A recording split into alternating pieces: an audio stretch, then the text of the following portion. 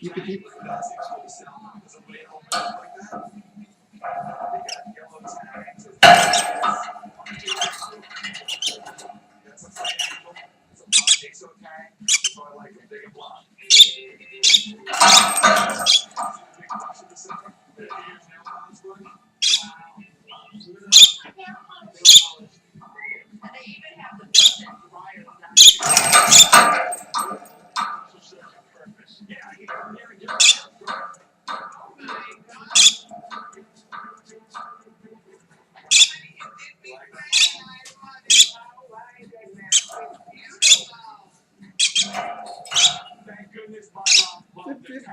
She was hounding. Really? This pack didn't beat up first man. We had a good team. It was a collaborative. Thank you. Oh, thank you.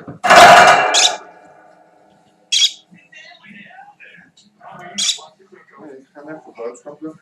Even boodschappen. Now it's time to focus on the next generation of Rangers. My son, Bryce. We're heading back to Vegas. Our graphic design friends at Identity educational rating. So these kids are gonna love this thing. Love it. All we have to do is fill her up and get the fishing. Let's go.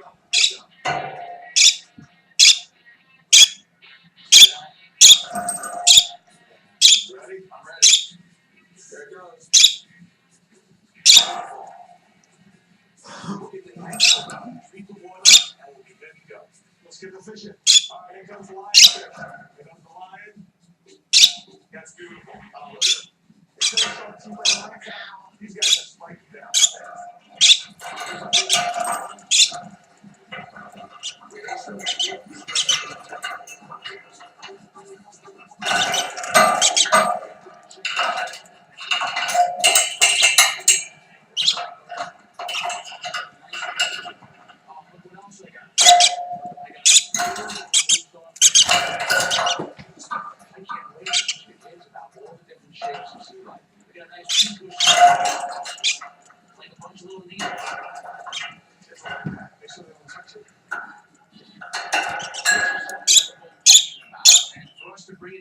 Show that. Really we wanted to do something very special for you guys, something that from us, from our heart, that we always wanted to do. Wanted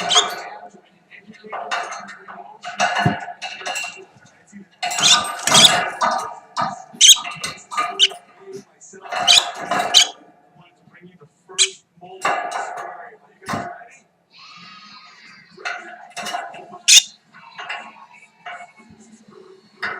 It's just around the corner.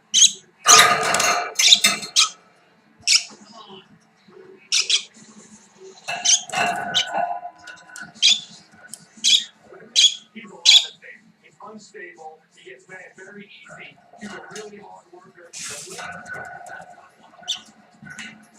starting to think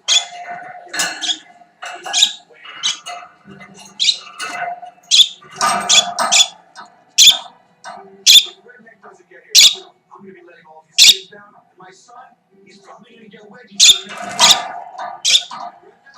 going to get more than wedgies from me. Yeah, girl. I knew you would let me down. Good. Here goes the most kids.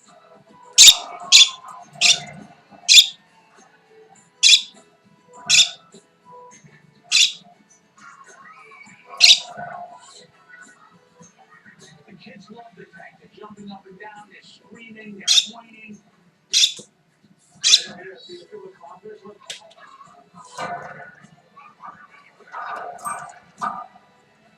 You know what? I think these are some of our most excited clients. All right, guys, we're going to teach you a little bit about the fish tank. It is 50 miles. They're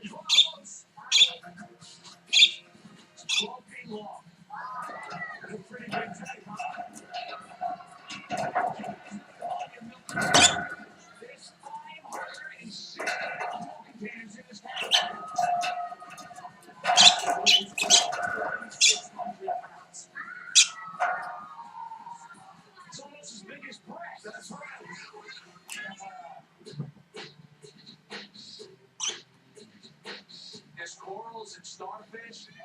kinds of stuff. This guy's called the Fox Face. These guys Sure. are called Bezos. That's a Helioptis. That's a dog-faced puffer. That puffer fish can get up to 3 times the size by killing a stump at the water. I see some of the passion in these kids that I had when I was a kid. You see that guy down there? That's a horseshoe crab. He's all the way over in the front. The blue wahoos unfortunately pulled out. The sponsor fell through. Originally it was a strikeout, but now after today's event, it became a home run. Yeah, it was definitely a home run. I love you. 2 more great visions turned into reality. Fish on wheels and fish in a bottle. The nail polish bottle tank stands 8 feet tall, holds 450 gallons, and it's so big that 8 people can relax together while drying their nails. And because of this job, I love a good baggy bag. You can drive the school bus tank. That's enough right there. The tank is 12 feet long, and with over 650 gallons of water,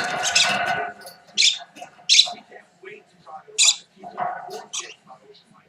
Ultimately, I got to make 2 tanks that made my family happy. One for my son Bryce, and one for my mom to enjoy. This week couldn't have been better. Well, what's going on, dude? You got a little lucky there, didn't you? Lucky. Nah, you know you don't have to throw out the first pitch. You got lucky. Yes, you did. Let me tell you something. I got good. How was your night? I think you're practicing. We're still not. You like to see that one time. Okay, let's go.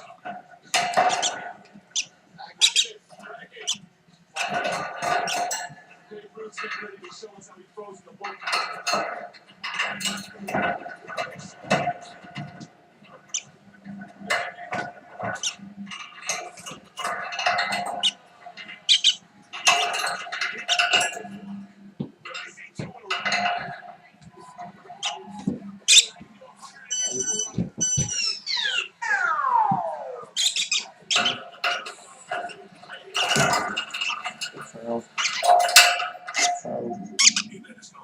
So.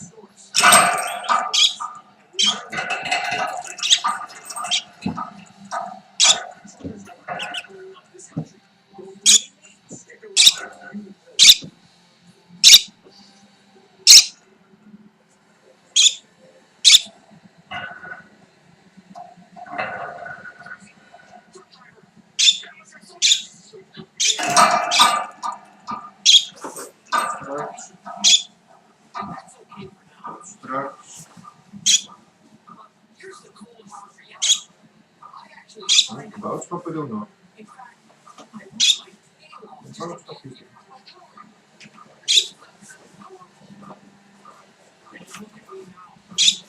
First mag je er weer op. Nee. Mag je bijna zien. No trouble.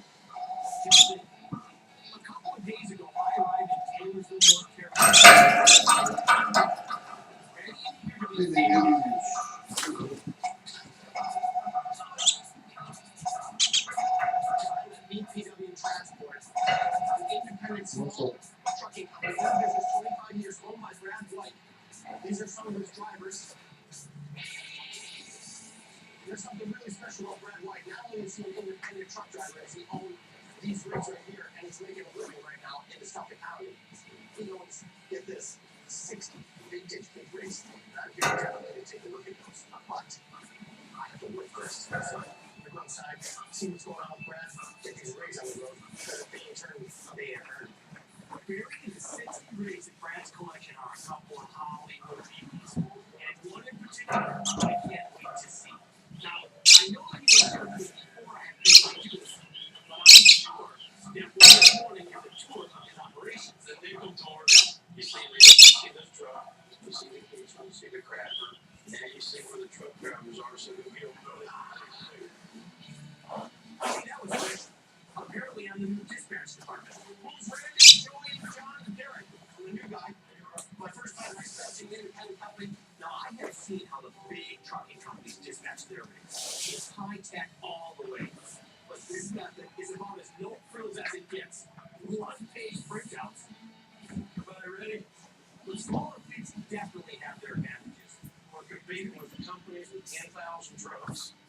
What we offer is service. Fast. You call me now and I'll get it there today. This kind of last-minute haul is what the industry calls hot freight. Businesses remember a small, independent trucking company, ain't like the big box ones. And speaking of hot freight, Brad has a load of his own. We're going trucking BPW style. Welcome to the world of independent trucking. An average over-the-road haul at big trucking companies has upwards of 2,000 miles. BPW specializes in runs within a 250-mile radius, servicing local businesses. Yeah, this truck's got 1.3 million miles on it. It's a Caterpillar, one C15. That's a lot of hot freight. And in this case, we went a mere 6 miles. Pool noodles.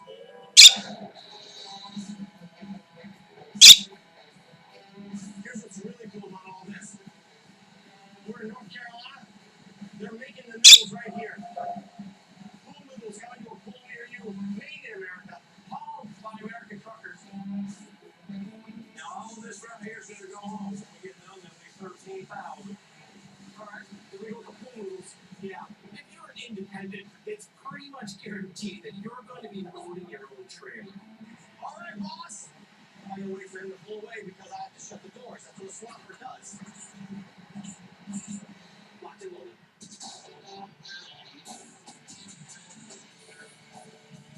The next stop, the distribution center. BPW makes this run a lot. One day I did 7 loads of these by myself.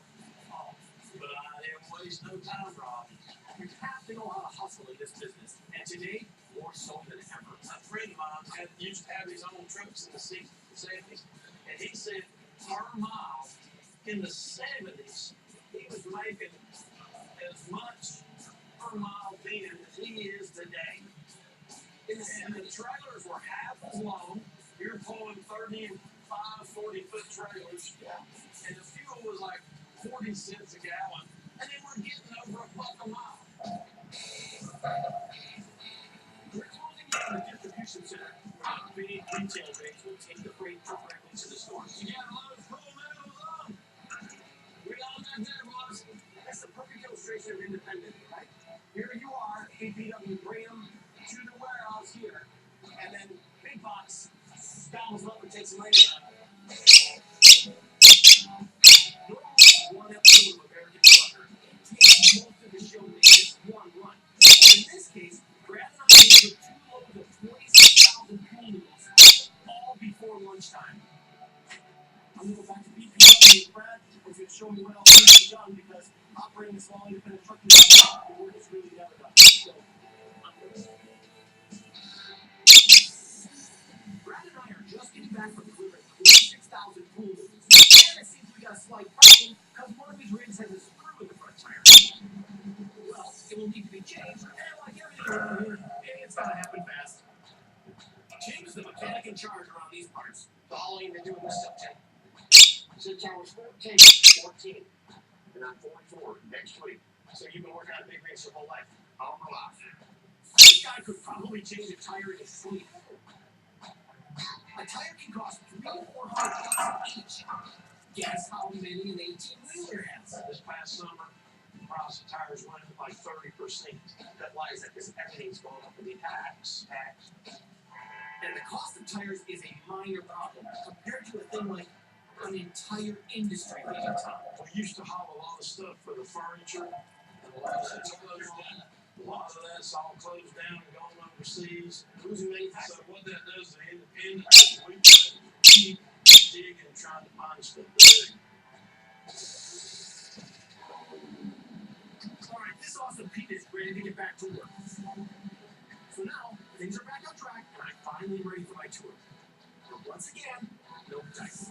Brad is getting called away to do a third ride. And Ian needs to go get the brake pads, so they're leaving me in charge. Although I wasn't quite expecting this level of immersion, I'm totally down. Part of BPW Transport. I'm answering phones. BPW Transport, this is Rob. Trip report. No. Whoa. Stocking fuel filters. There's some big old fuels. And two, I had to change another tire. Boom! All I know is at the end of all of this, I get to play with some really big toys. Up to the next desk. I'm wondering what they have in store for me tomorrow. BPW.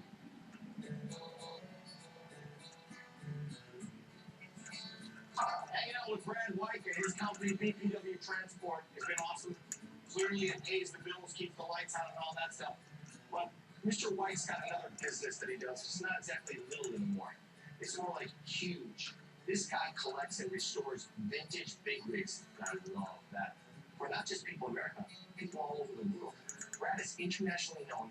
People call up and they say, "Hello, Brad. Do you have a pen with claw?" And Brad finds them one. And this is exactly what Brad and I are going to be doing today. Big rig hunting. In this case, a GMC cracker box. But to get there, we're going to have to take one of his restored rigs from his collection. Bummer. Rob, we got the old restored Carolina freight truck. We're going to take a ride in. Wait, I get to go into a 73 white Freightliner restored Carolina truck, and then we have to stop out at a salvage yard to see if there's a cracker box there that you need for a client. No better chair than this, right? I'm excited for many reasons, not the least of which is that this defunct trucking company, Carolina Freight, has an incredible backstory, and its headquarters are, or were, right down the street. Oh, it looks awesome. You know, back in the day when we were kids and you'd see these things going down the interstate, it's like, there was a Carolina day camp, right? You never paid any attention to There's so many of them on the roads that you didn't even pay attention. and now they are nothing but a memory. Carolina War Freight was at one point in time, I think, number 5 in terms of trucking companies in the States. That's huge. They are one. They're long gone. Right now, I'm going to their long gone terminal. In one of their old rigs. It's going to be like ghost hunting.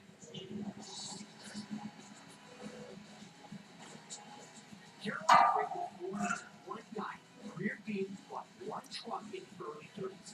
Rob, it's time for you to feast your eyes on Carolina's trucking empire. This is it. No kidding. This is it.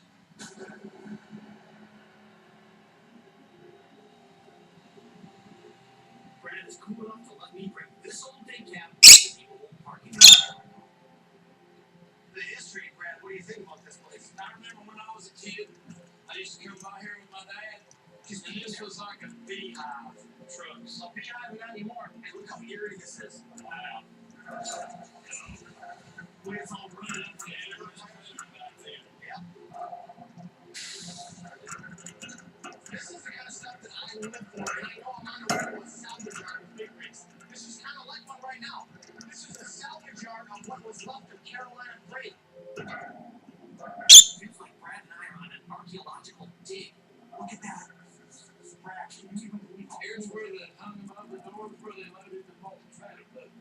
Orlando! That's like a 1960, 67.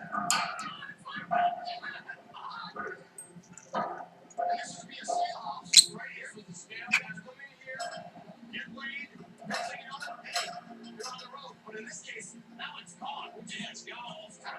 I'm going to take this old rig out of this scale, which I know hasn't happened in a very long time. Okay, I'm waiting for the scales. How much? Come on, this is empty. It's hard to carry. We'll restore Carolina Motor Freight truck and nothing else. Like that.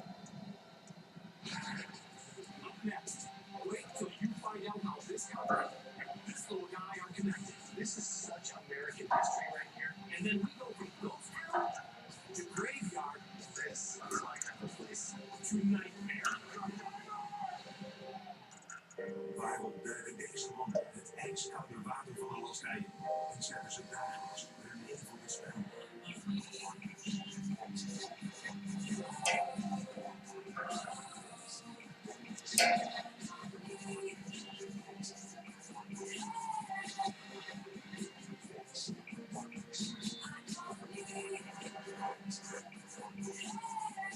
Goldivers, maandag 9 uur bij Discovery Channel. De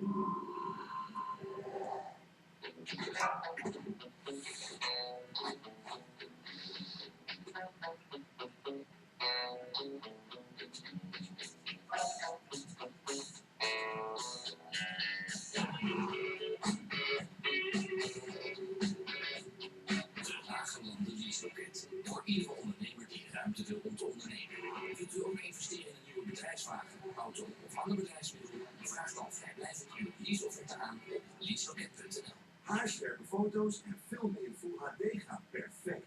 Een echte alleskunner. Deze woorden zijn extra overtuigend, omdat ze komen van een van de vele consumenten die hun ervaring delen op kieskeurig.nl. Van camera's tot kinderwagens. Ruim 1 miljoen betrouwbare reviews. Kieskeurig.nl. Voor en door consumenten. Wilt u ook investeren in een nieuwe bedrijfswagen, auto of ander bedrijfsmiddel? Vraag dan vrijblijvend uw leaseofferte aan op leaseloket.nl.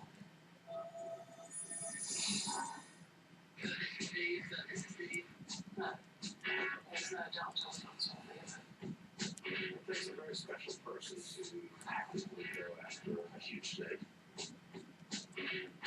Steve's come back from the stuff. Yeah, he's charging his time. Steve Big Show, Felix, perfect, and it's my favorite. Swarming with monsters. That is Discovery Channel. Als reveal zich tegen je heeft gekeerd. Everybody on the planet got a free shot. Dan zit er maar één ding op.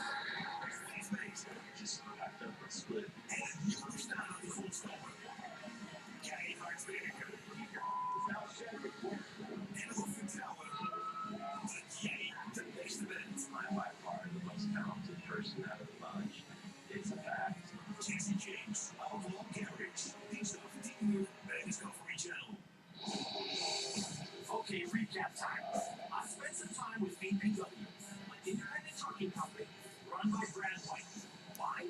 Well, not only do I want to try and understand what it takes to run a small trucking company like this one, but after a couple of days of helping out around here, I'm going to be able to have my own meet and greet with his glorious collection of vintage rigs, including a Hollywood celeb that I have been chasing since I was about 10.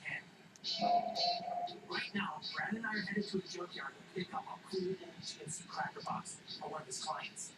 And we are traveling in an old rig from a defunct company called Carolina Freight. The Carolina Freight Museum is right down the street, and we will have just enough time to stop. This is where it started, right here in this little store. Back in the day. In this fuel station. Yeah. This museum is run by husband and wife team Sandy and Joe Dismukes, ex-employees of the Carolina Freight Company. This is the very first truck. This is the one he bought for $500 with borrowed money. He drove it back and forth to Florida. And it took him almost a full week to make a round trip to Florida in this truck because the top speed was about 30 miles per hour. And he had 2 lane roads and all of those weren't paved, so you can imagine how difficult it was. And he had to take his food with him. He had to sleep in that cabin at night. This truck started it all. Became a one truck independent guy, became the 5th largest trucking company in America. This is such American history right here. And speaking of American history, this man and this company just might be the reason the mighty Mac is still around. Mac trucks, he saved. He saved them. They were in financial hardship. In the early 60s. Yeah, and he ordered 50 units at one time in order to keep them out of bankruptcy. So he got an independent guy at one point in time, grows his company on the American way through hard work and dedication, and it ends up saving an American nameplate like that from bankruptcy. Exactly. Now I have to go, but we have to check out this old rig. So you had one man driving and the other one sleeping. In in the trailer. So this is a trailer sleeper berth. There's the only ventilation you had is what was in the trailer. And when they traveled up north during the wintertime, the snow and ice would freeze up around that door. And you couldn't get out of it. You'd have to literally chisel him out there with a screwdriver. Today's sleepers, computers, refrigerators, everything you can imagine. You hit the nail on the head, it's condo now. Yeah. There you go. Bunk in there, Johnny. Honestly, I could stay here all day long. But I have a GMC cracker box to hunt down. I'm going to jump in that Carolina white Freightliner with new pride with Brad because we're going to a junkyard to go find a GMC cracker box for a client that he has. So I got to hit the road literally. Thanks, man. Thank you. Off to find a cracker box.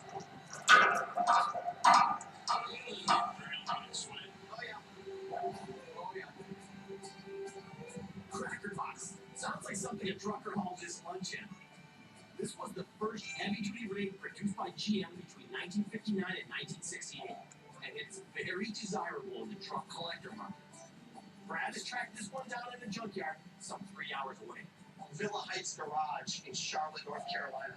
Yeah, it's sitting in the woods on around in the fence. How long's that thing been in there, you think? I'm just about to 10 years or more, probably. Susie, It's 318, right? 318 Detroit, Jake Bray. Yeah, right here in the cracker box. Van Goodwin was part. Let's just get it. this is what it's all about right here. This is a truck that's served and served a lot, apparently. This thing's a beat machine. Hey, Steve, I've got an old cracker box. Hey, it's good to have a friend with a $400,000 Peterbilt tow rig. There he is, the man. Steve, Bradley, how you doing?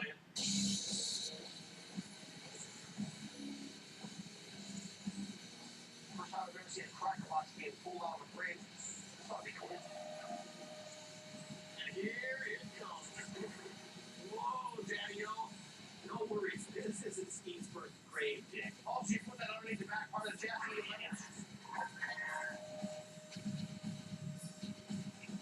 Problem solved. She's alive.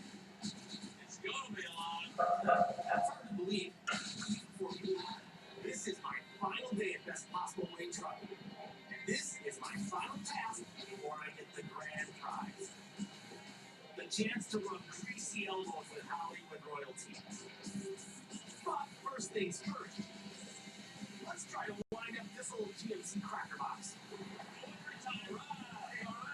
Here she is, man. That truck's gonna run. I got faith in it. We're gonna move this thing in the garage and can you play this? We're gonna actually try to get it running. Oh, that's cool as heck. 318 V8. That's cool looking though. That's wild. Yeah, that's a $5,000 strike. $5,000. Let's rip off all these old fuel lines. We got some old ones up here. Now I know that we have fuel filters around here because I stocked them myself. Now let's give this old girl some juice and see if we can find a pulse.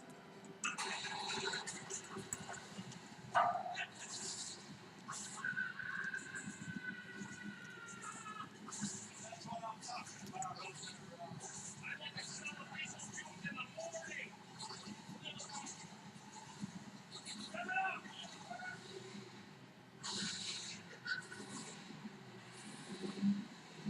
Success is ours! 318. It's a ragged old sucker right now, but that sucker runs. Rob, you done great. You helped me out with this and shop the trucking. Now, let's go play with some cool iron. Oh, glorious. But the best news?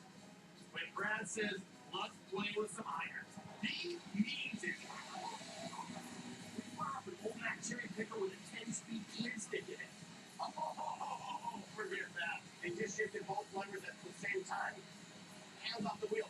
Oh, and he let me drive the most perfect snowman KW replica on planet Earth. Oh, yeah. How about you, Bandit?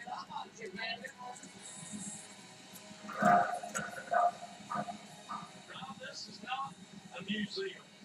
This is my toy box. And after all that, I ended up here.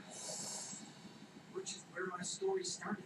Tracy, truck driver, wheel of a 1970 Valiant being chased by the actual rig used in the movie Tool, starring Dennis Weaver. That was some kind of souped up diesel. It so happens to be Steven Spielberg's first movie. Now, I came a long way to see this old rig, but I never thought that this is the way I would be looking at it. You see, Brad thought that it would be fun to chase me around him. And this is where things started to get a little squirrely. Because honestly, I thought we were friends. Now I'm out here in the middle of nowhere. And he's getting awfully close. My car. It's just not powerful. I mean, he seems like a nice enough guy. But he knows that we are doing this for real. Right? Brad?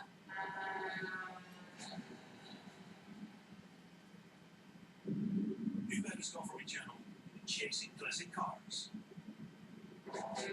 These cars look great. So we're going to take all these cars today. The 442 is the perfect car for an auction. So Ray, we got to start on this thing. They're out there and it's available. Hershey's certainly the largest slot meet in the U.S. Ladies and gentlemen, a big round of applause for Ms. Cheryl Crow. I think the car's going to sell for exactly what it's worth here tonight. At 79.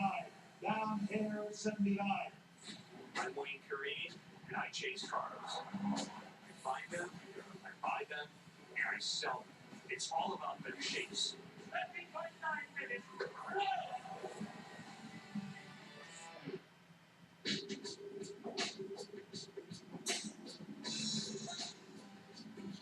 Here in Buffalo today to see my friends Joe and Jim. Between the two of them, they have 6 cars that they want me to sell for them in their collection.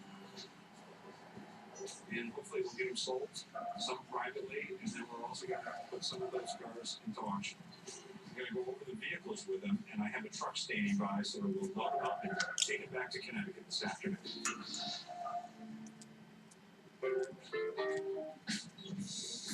Hey guys. Hey Wayne. Good, how are you? Great, good to see you. Geez, the cars look great. Thank you. Still look the same, it's great. Our place is a collection of cars owned together by 2 clients of mine, Jim and Joe. Jim was a former car dealer here in the Buffalo area and caught the bug, and now he's a car collector. Original top, original interior, everything is original except the paint. Wow. I enjoy classic cars. I think they're pretty nice. My problem is I buy them and I want to keep them. I should learn how to buy them and sell them. How many miles you put on in 35 years? No, less than 1,000. Less than 35 years. Well, that's what happens, you know. I mean, you have a lot of cars, you just can't drive them all. But you can still enjoy it, for sure, you know. Joe's a mutual acquaintance of Jim's. Sort of wants to sell the cars that he has now and put the money towards buying some other cars. The reason why Wayne's here today is to take a look at part of our collection of cars and to rep them in different venues going forward. So we're going to take all these cars today, but one of my favorite cars here is this 120. I just love the disc wheels and the spats. Have you driven this much, guys? No, we've driven it very little. His wife drove it to a show, and she's the best driver that we have. That's great. But she did a great job. When I was here last, I made a comment of this interior that just it looks so original. I bet you it is. I mean, I think it is. Yeah. I think it's such a cool interior to see those cracks and the patina on it. These are such elegant cars, anyways. Yeah. Really a great design. So Jim, how long have you had this car? Just less than a year. These are such great cars when all the servicemen are coming home from the war, boy, they wanted to bring a sports car home because they learned about those over in Europe. And these were the cars that they brought over the most of, MGTVs. This is a nice little car. You got a heater. Being up here in Buffalo, I guess you have to have a heater in your MG. I think so too. It's such a simple car. You can fix this car with a screwdriver and a pair of pliers, basically. You know. Well, maybe you could. I couldn't. I'm sure we'll be able to solve this very easily. That's a nice little, cute little car. Of the 6 cars I'm taking back to F40, I'm really excited about the Oldsmobile 442. The rarely find a car with a restoration as good as this. This is the type of car you want to take to auction. Tell me, how did you buy it? Was it restored like this when you purchased it? Yes, I did. Yes, it was totally restored by a local gentleman. He bought the car in 2002. I believe the second owner. The car was a Texas car, so it was rust-free, 19,000 miles. He did a 2.5 year frame off, nut and bolt restoration. What was it judged? 982 points out of 1,000 at the 2009 Olds Nationals. Wow. That's a great piece of history to go with the car, you know, the judging sheet. Yeah. You know, this thing really looks great. These snorkels are so cool. I'm thinking that I'm going to bring the W030 442 to auction. I've been talking to a couple auction houses for the Monterey auctions, and I think at auction that car should bring between $100,000 and $125,000. I may be a little optimistic, but yet such an unusual car, very rare, with air conditioning, which makes a big difference to people buying the car in Texas and California. And now, why are you selling? Is this something you just don't use? Yeah, I got to drive it. It's never been driven on the road since it's been restored, and kind of positioning in my collection. And this isn't exactly where I'm going to go. I want to go to Enzo era for Maybe a little 12-cylinder car? yes. Great. That'd be great.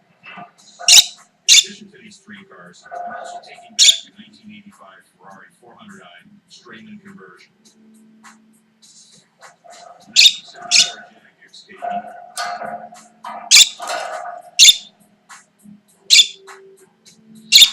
And a 1967 Chevelle SS396.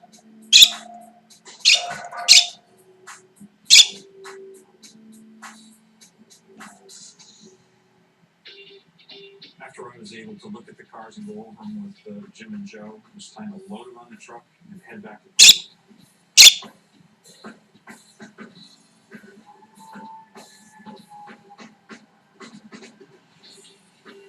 Being in the car business and going to the auctions and buying and selling cars, I've been able to gain the knowledge of how to sell cars and what's the best way of doing that, and to make sure that the client gets the most for their cars.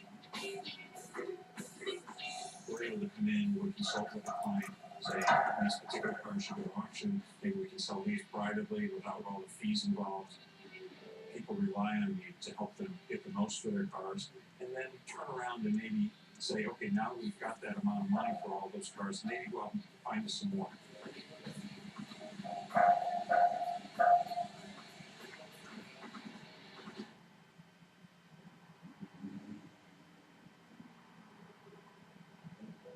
It's been 3 months since we picked the cars up at Buffalo, and the decision has been made to send the 442 out to the Gooding & Company auction at Pebble Beach. This car scored 998 points at the Oldsmobile Nationals, so it's a very well documented car. It's the perfect car for an auction, such as the Gooding & Company auction. The 442 was Oldsmobile's answer to Ford and Chevy's muscle cars. A muscle car was just a plain sedan that you stuffed a big engine into. With the 455 engine and the Hurst option, this car would do 0 to 60 in under 6 seconds. It's listed in the catalog between 90,000 and 110,000, but it's no reserve, so whatever it sells for, it sells, whether it's 60 or 70 or 80. But there's a catch. The market for muscle cars has become unpredictable in this economy, so instead of having the customer come to me, I'm bringing the car to all of them at auction. The Olds was all set to go. So while I wait on the truck to pick it up, I need to spend some time on other projects. A couple of weeks ago, we got a 1941 Chevrolet Hot Rod in the shop that was in a rear-end collision, and we got it in for repairs. Today, I'm going to go over the car with Ray, and we're going to make a decision as to what parts it needs and how we're going to repair it. So, Ray, we got to start on this thing. Most of this car can be repaired without ordering any parts. But the trunk lid is so damaged, it will need to be replaced. Or at the wheelbase with the body, with the coupe, it's got the business coupe. This is a exactly. So we have to make sure we have the right longer. Right. We have to get the right trunk lid. Craig found one that was all rotted out. So let's do that. So get this going. It starts becoming quite rare and hard to find. And parts are even harder to source. They're all here. Just normally we find just about any part for any car ourselves. But in this case, this car is insured with Haggerty Collector Car Insurance. Haggerty provides a service, and that's that they'll find parts for you if you can't do it yourself. So I'm going to give them a call and see if they'll help me out in finding this trunk clip.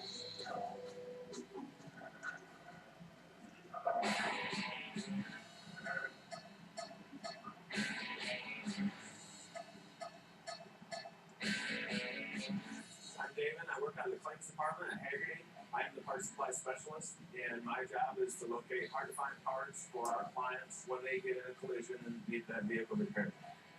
I do go to shows around the country. Hershey is certainly the largest swap meet in the U.S. That I've come across, at least. The pieces you normally find here are your 50s and back. Not a lot of muscle car stuff, not a lot of 70s or 80s pieces, so it's very concentrated.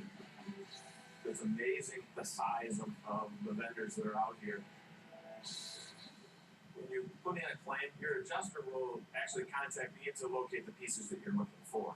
This your guys' sheet metal? Yeah. So you got the pieces for a 41 Chevy? What bikes are you got? What are you looking for?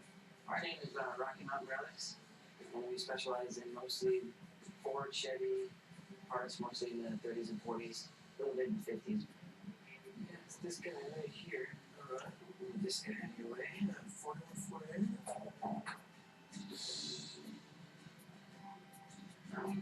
The trunk lid itself is pretty solid. There's surface rust on it, but there's no holes. That's really a big ingredient to having a solid piece to work with. The dents that are in it aren't horrible. They can be pulled out. Got a little bruise there, but not horrible. So can you get a business card I can get from you? There's a lot of different places that have other sheet metal, but not the large selection here that Rocky Mountain has. Luckily, the key, I'll say from my standpoint, is a nice variety. They have both Ford and Chevy pieces out and marked to kind of give you a little feel for what they have. And speaking with DJ, he brought me right over to it immediately. There was no switching from his standpoint, so he certainly knows his inventory, which is nice. All right, so the next step is I'll give Wayne a ring and let him know that Rocky Mountain has it, and to contact DJ direct, and then DJ will get this boxed up and on a truck off to Connecticut.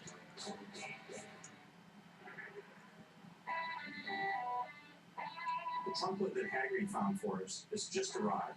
So now we're going to bring it over and fit it on the car and get ready finishing the job.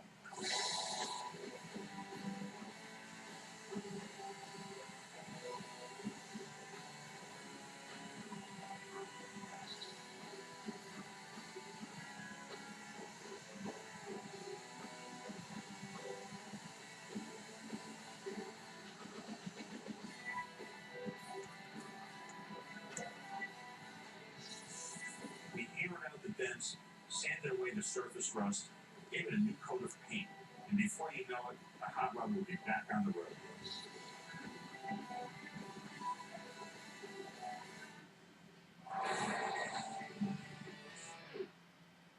Waarom duiken deze mannen het ijskoude water van de woestijn en zetten ze dagelijks hun leven op het spel?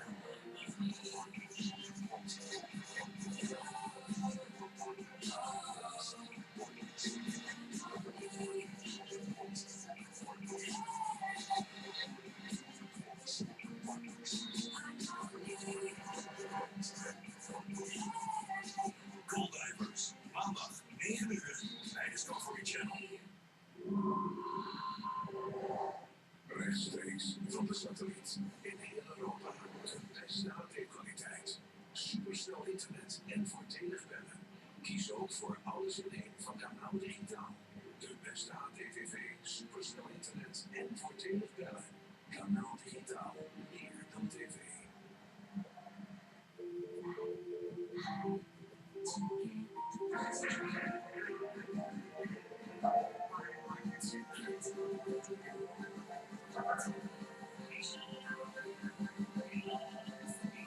De nieuwe Seat Leon, al vanaf €18.250. Kies je ook voor alles in één van Kanaal Digitaal. Nu gratis 6 maanden supersnel internet en bellen. Ook bestaande klanten profiteren van deze aanbieding. Kanaal Digitaal, meer dan tv.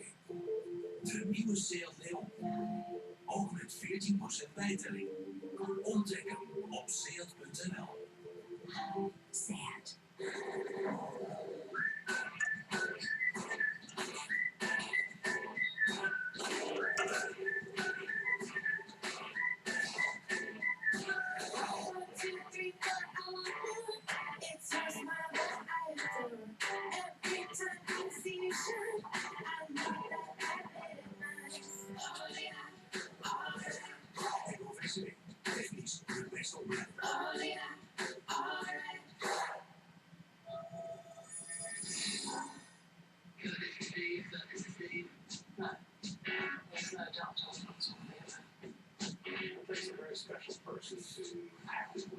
after a huge steak. Steve's coming back from the stuff. It's charging.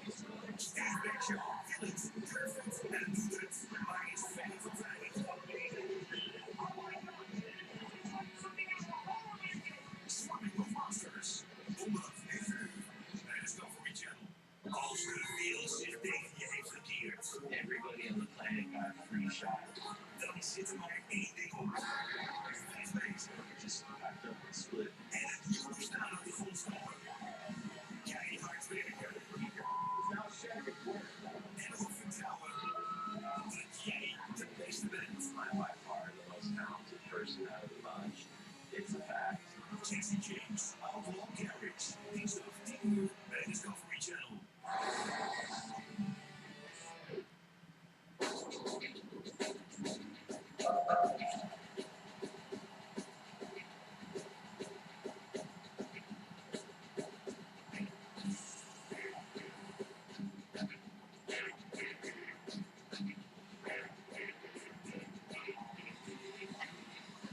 Joe's flying out to California to join us.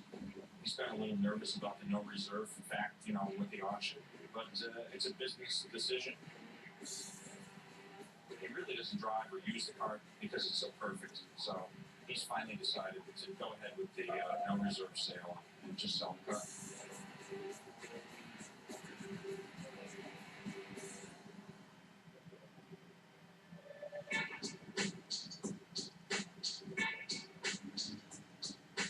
I'm here at the Gooding & Company auction, where the 442 will be auctioned off tonight. But before listen to the lineup of cars he's put together.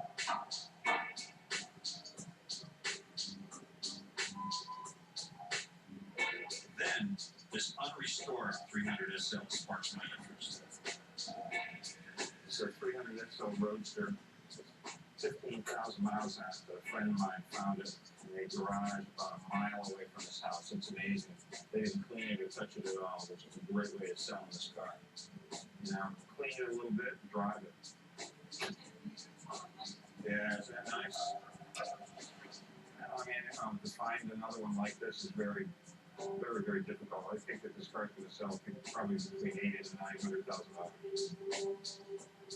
Before the Olds hits the block, another Mercedes will be auctioned off for charity. And it happens to be owned by a rock star. Our next lot that's coming up is a Mercedes 190 SL that belongs to Cheryl Crow.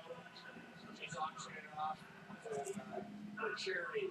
She's going to give all the money to Joplin, Missouri, for the rebuild. It's going to be an exciting auction. Although it was a difficult decision to make, I decided to donate my beloved 190 SL to help rebuild Joplin schools.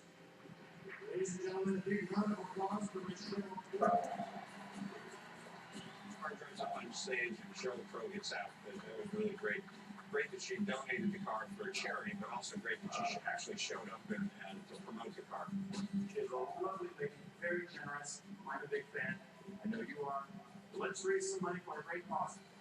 Ladies and gentlemen, your chance to make a difference. And you get the car.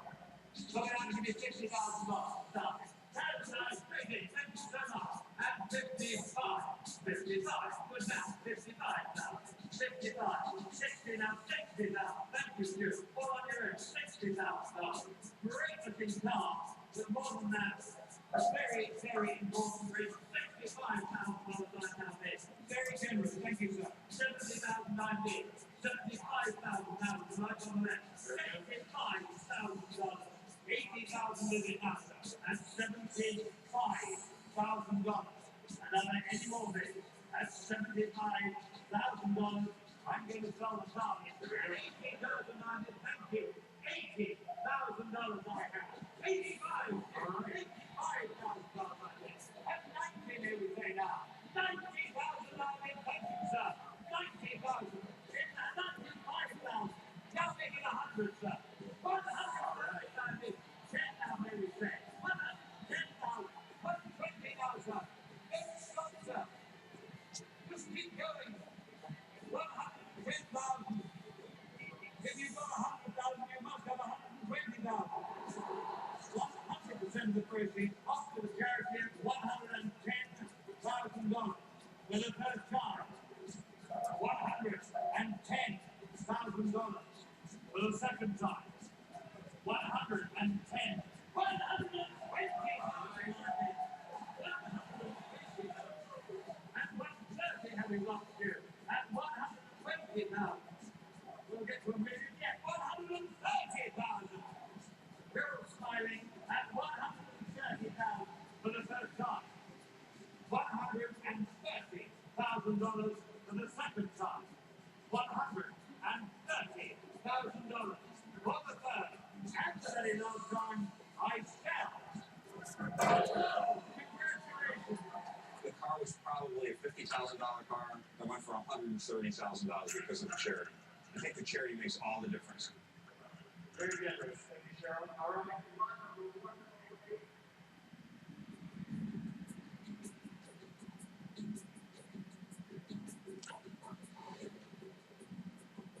The 442 is going to be auctioned off tonight. I'm about to meet with Joe, the owner of the car. He's flown in from New York. He's very nervous. I have sold other cars at auctions and not to this magnitude. This car's selling at no reserve.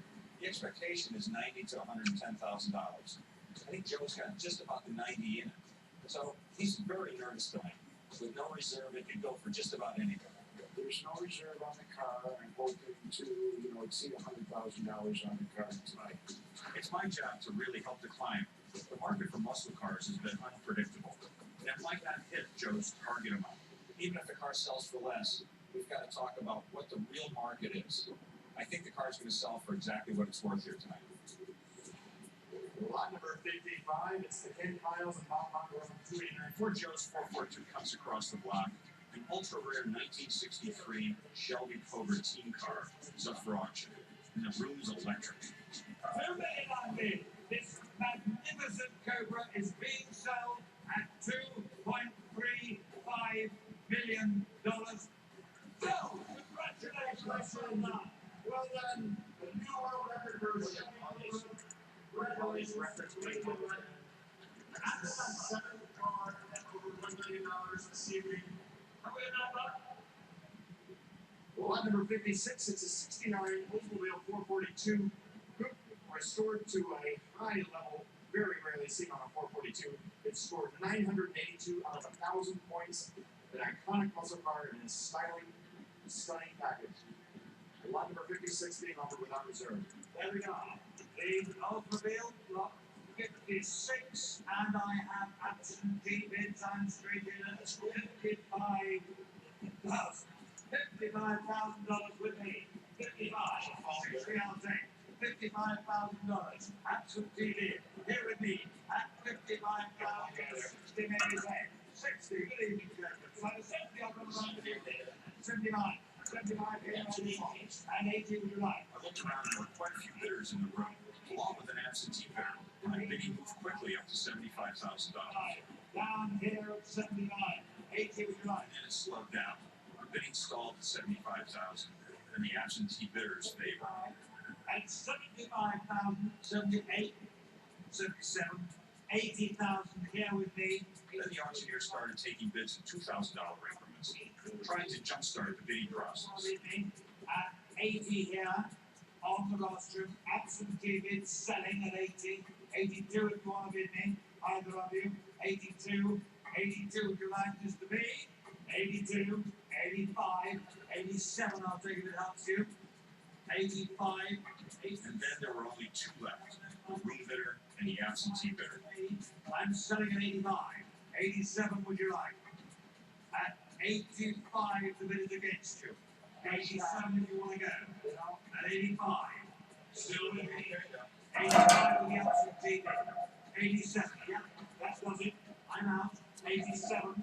Your bid. 87 and selling at $87,000. Well done. At $87,000 to my left here. $87,000 for the first time. $87,000 for the second time. $87,000 for the third. And the last time I sold the car. So, thank you very much indeed. 87. I think we'll give a We predicted that the car would sell around $100,000, maybe a little bit more. But if you really add in from $87,000 to 10% buyer's fee, The car almost hit 100. So I think it sold for the correct number. So I think Joe really took it in stride. His magic number was $85,000. That's the lowest number that he would take for the car. Even though he lost a little money, suck it up, move on. Hopefully he'll buy a Ferrari from you now.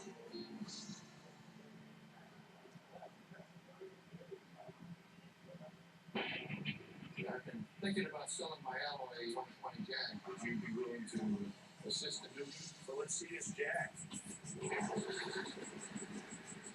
Paul also has a 55 Thunderbird that my father restored over 30 years ago. We're on number 18 in the Ferrari Testarossa on the top of the round of four. Here we go. You're off to 19 enough for a rush. Now, I'm setting the car for the first time. I'm Wayne Carini, and I chase cars. I find them, I buy them, and I sell them. It's all about their chase. Let me put 9 minutes. Whoa!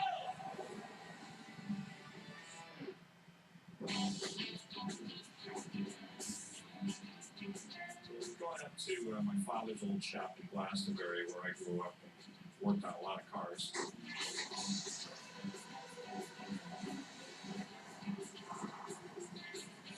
And I'm going to see my father and his friend Paul. Paul has a Model A that my father restored many years ago, and they're preparing it for the Klingberg Auto Show, which is held this weekend. Klingberg Concourse held in New Britain, Connecticut. It's put on by the Klingberg Family Center, which is a great organization that helps children that are homeless. It's a great event. Mark Johnson is the head of the event, and Mark does a fabulous job. He came to me earlier this year and asked if my father and I would be the grand marshals of the event, and I suggested that maybe we do a special section on cars that my father had restored, especially seeing that it's going to be held on Father's Day weekend.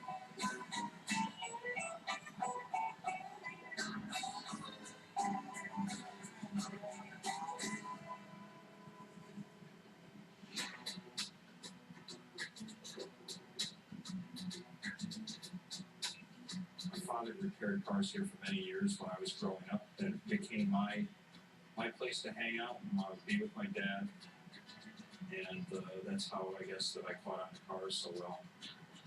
But it's amazing that there were so many cars that were restored in small little barns. My father's going to be 9 years old this year. This is where he loves to come. And since his retirement of doing that, he still comes here on a daily basis just to hang out and be home. Morning, Paul. Morning, Dad. Hey, Wayne. Morning. Morning. Hey, you? Good. This is looking great. I'm trying to get everything for the show on Saturday. How many years ago did you restore this deck? 15 years ago. Right in this spot, right? Right in this shop. Right here. Yeah. And this was your dad's car. My grandfather. Or your grandfather's. He bought this car new in 1930. Wow. Paul McCollum has become a really good friend of my father's. He came to him many years ago and asked him if he'd restore a Model A that his grandfather had bought original. And Paul drove the car for many years and then put it away in storage. And then after that, he decided to have it put back on the road. Brought it to my father to do that. Of course, one thing led to another, and then they got into a full restoration. And now they've got a national show winner. As far as a repeat senior grand national winner with Antique Automobile Club of America, it's been all up and down the East Coast to a lot of shows, and it's still been best in show winner in about a half a dozen shows over its lifetime. What grew out of the automobile being here and my father and he working on it together was a great friendship. That's what's great about cars, is that it draws people together. They work on the car together. They do a lot of restoration together. And that friendship really is the greatest thing that came out of the whole thing. The car is nice, but it made a great friendship. Paul's got a great car collection. He's got a 55 T-Bird that my father restored. He's also got a Ferrari 308, a 512M. And then the star of his collection is his 120 Alloy Jag that he owns. Wayne, while you're here, I have a question for you. I've been thinking about selling my alloy 120 Jag. Oh, yeah? And wonder if you had any pointers or ideas on how I should go about doing that. I'm not much of I've never sold cars before. Well, you know, Monterey's coming up. It's in August. I think Gooding and Company is probably the best choice to bring the car to. They had a great sale in Scottsdale with a light blue alloy Jag this year. It did very well. So, Are you going out for that? I am. You are. Okay. Would you be willing to assist the newbie in Sure. working through the process? No problem. Be happy to help. So I'll look into it this afternoon. I'll call David and see if we can get it in. Okay, that'd be great. I appreciate that. No problem. No problem. This looks great. I'm glad that we're going to bring it to the show on Sunday. Paul sort of surprised me this morning. He said that he's been thinking about selling the 120. So I came up with the Gooding and Company auction as my first thought. I'm going to go back to the office, call David Gooding, and see if I can get it in his auction. Well, now they've seen the Model 8 is almost ready to go. I've got to go back and get the other cars ready. And we'll be ready for the Klingberg show this weekend.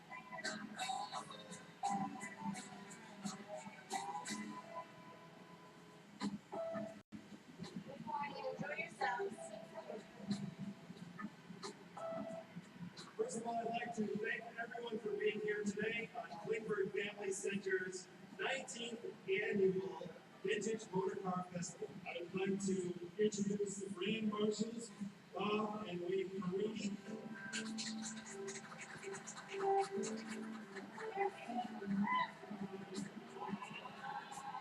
We're here at the Klingberg Family Center Automobile Show, which is a great organization that helps children. It's a fabulous event. My father and I have been chosen to be grand marshals this year. Well, they got quite a turnout today, didn't they? Yeah, it's beautiful. It's such a great charity, and I'm just thrilled to be here, especially with my dad on Father's Day weekend. Your registration packets in here. Our mission started in 1903 when we were working. And there we were trying to be a family for kids. And then in 1970 we became a treatment center, trying to restore families and bring kids back into their own life.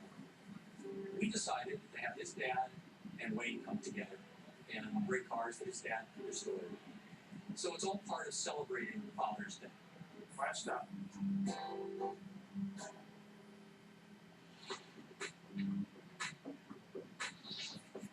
Along with Model A, Paul's brought his Thunderbird that my father had restored and a motorcycle. I brought the 1939 Ford Woody wagon that my father restored, and then another friend, John Hooker, has brought a Mustang that he restored. So it's a great tribute to my father on Father's Day weekend. Hey, Bob. Hey, Wayne, how are you? Good, how are you? See you. Hey, Bob. How are you? Hi, Paul. Nice you guys to come by. Looks good. You know, Klingberg event is just phenomenal. It's for a great charity.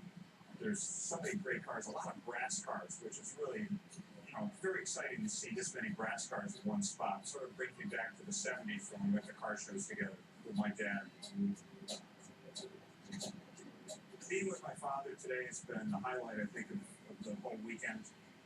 We were able to show a few of the cars that he's restored over his life.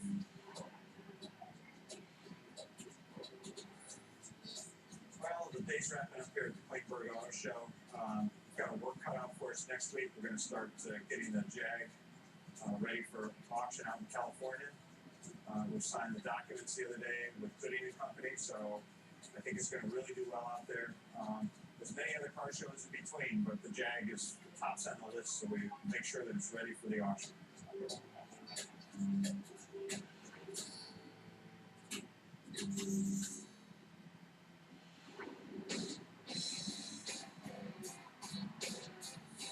It's the first week in August, and we've decided to take two of Paul's cars out of his collection, the Jaguar 120 Alloy and the 55 Thunderbird, to the Gooding and Company auction in Pebble Beach, California.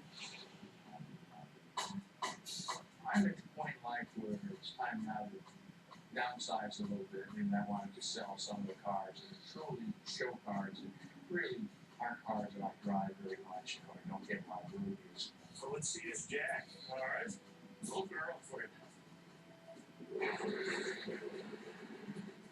All right.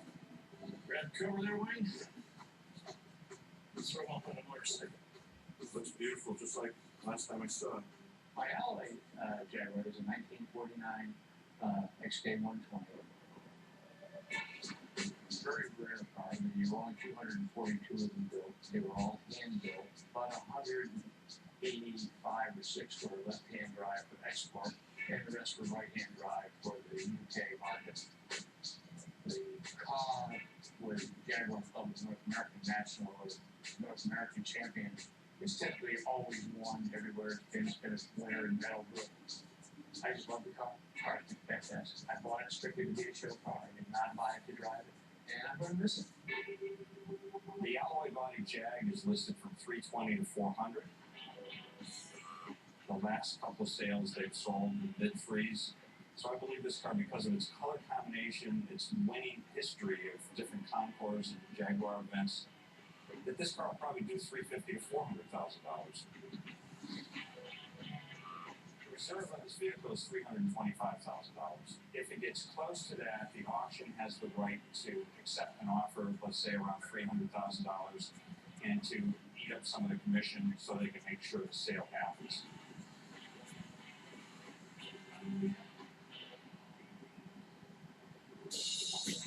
Also has a 55 Thunderbird that was at the Klingberg show that my father restored over 30 years ago. It still looks like brand new, so that's an interesting car, especially to me. The Thunderbird is a 1955. That was the first year Thunderbird. Originally, that was going to be my wife's car. Now, unfortunately, after we spent about 2 years restoring it, my wife sold it not to drive it except on and off show fields. It's been a great car. I enjoy it. I think it's time for that car to go to another good home somewhere. The Thunderbird will be listed in the catalog from $60,000 to $80,000. It's a no reserve car, so you don't know what it's going to sell for. But that car is in such great condition. The color is correct, the white interior and black top. It's a beautiful car. And T-Birds seem to be coming up lately, so I think that car will do really well.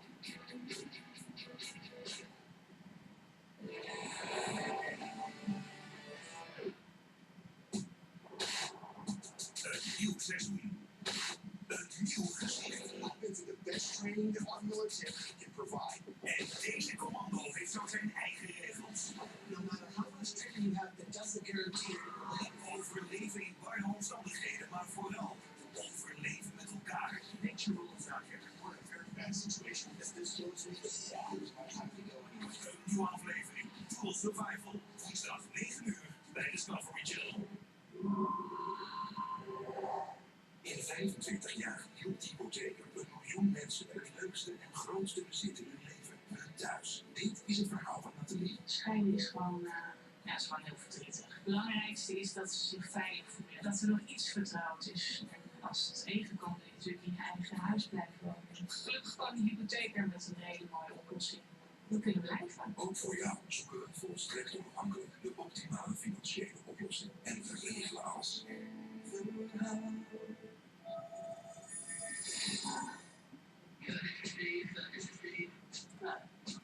There's no doubt it's not so amazing.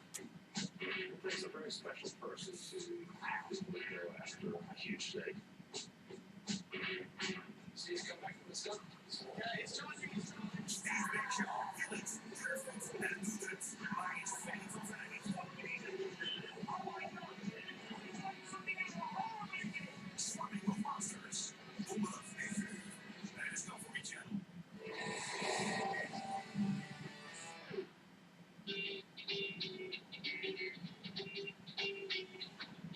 Arrived in California today, and I'm on my way over to the auction. Korean company has got an unbelievable car that they're selling. It's a 1957 Ferrari 250 Testarossa. And this car is the prototype with superb race history. 250 Testarossas never come up for sale. So when this car is being sold, it means a lot. We're on lot number 18, the Ferrari Testarossa prototype. The car rolls up on stage. It's an exciting moment. So I'd give me $5 million for that. $10 million I have bid. It starts off with a $10 million bid, which is unheard of. 14.2 million. 14.3 now. $14.9 million.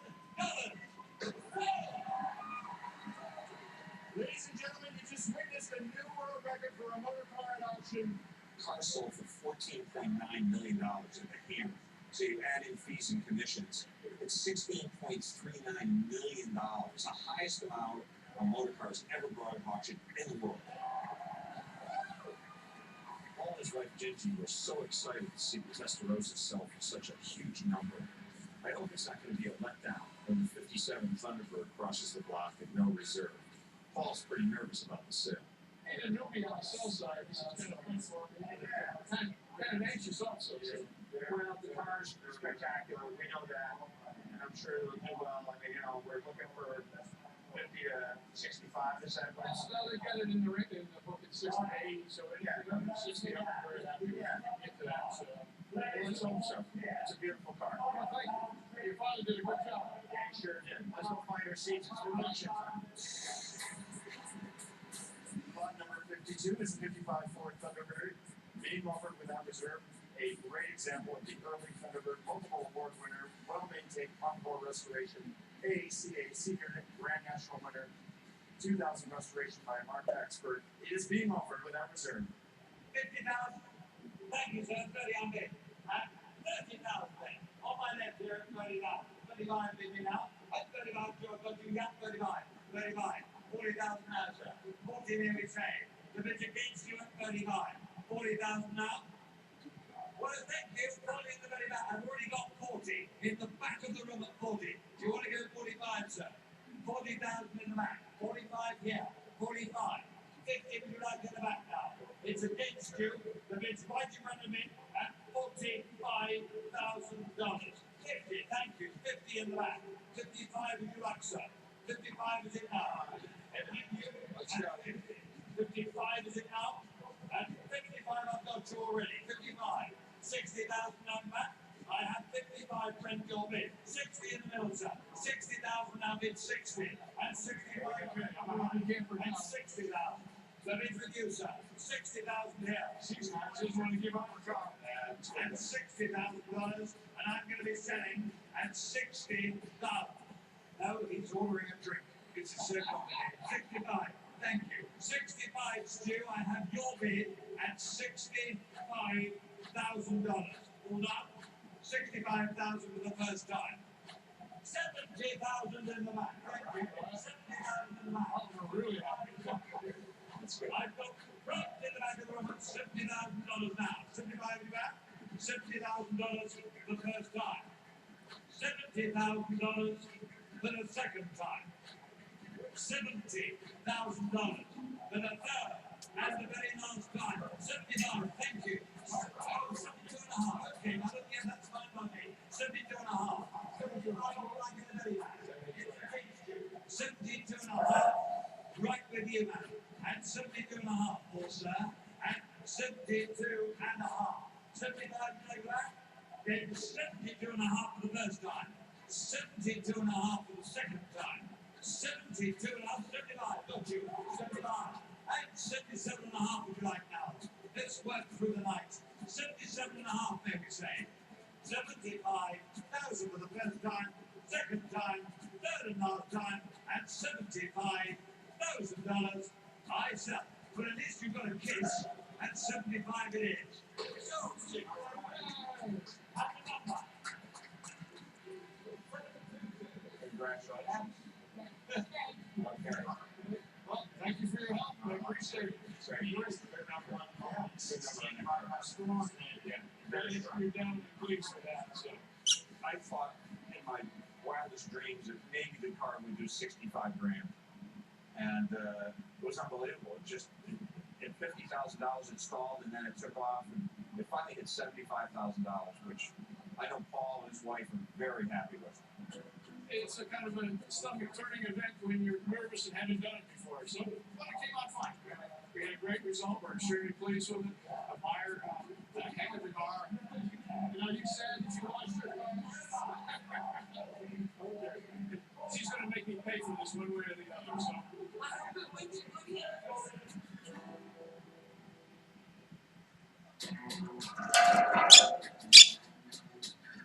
Tonight's the auction night for the 120 Alloy Jag. And Paul was very nervous the other day, but after the T-Bird sold for $75,000, I think he's a little more confident. alloy body Jags are really bringing strong money lately. One recently sold for $335,000. I expect this to at least be $350,000 to $400,000. There's a reserve on the alloy body Jag, $325,000. There we go. All right. Lot number 131. Jack Say 120 Roadster, one will be 240 alloy 120 Roadster exception. Great. The alloy Jag was on stage. It looks beautiful. It always looks beautiful. One of the most beautiful cars ever produced. We'll be straight in at 200,000. 20 all day.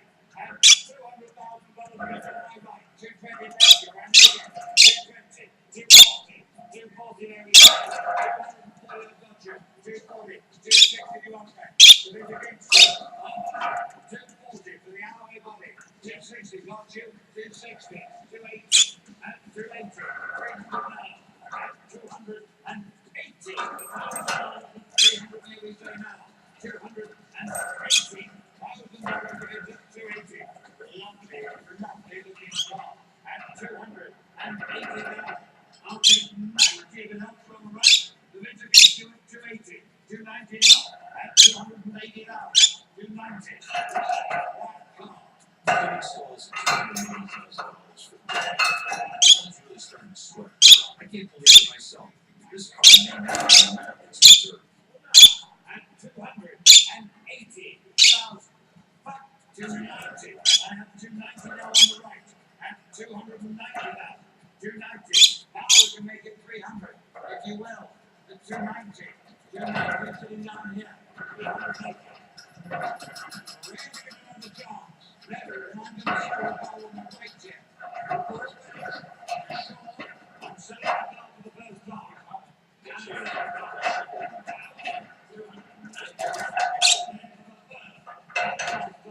I shall. Next day 120 and 290,000. All done. So, congratulations.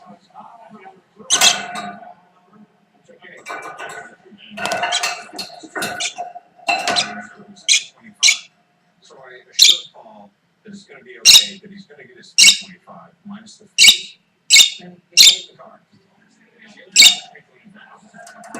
Paul was very concerned about the Jag needing its reserve, and yet getting hammered sold. I told him, don't worry, we'll get your reserve price for $25,000. That's not exactly what we were looking for. We thought we'd do a little better, but still, it's very respectable. The T-Bird just knocked it out of the park. I thought it would probably do 65,000. They did 75,000. 75. That's a huge testament to my father's quality of restoration. And Paul and Jimmy couldn't be happy. Well, thank you for your help. I appreciate it. I was really happy to be able to help Paul through the auction process. The best part for me was pulling together so many cars that my dad restored for the Klingberg show. My dad can't travel to all the events that he used to be able to go to, but he's going to be super psyched about the price of this T-Bird and what it did at auction. I'm going to be hearing about this for quite a long time. Which was great fun.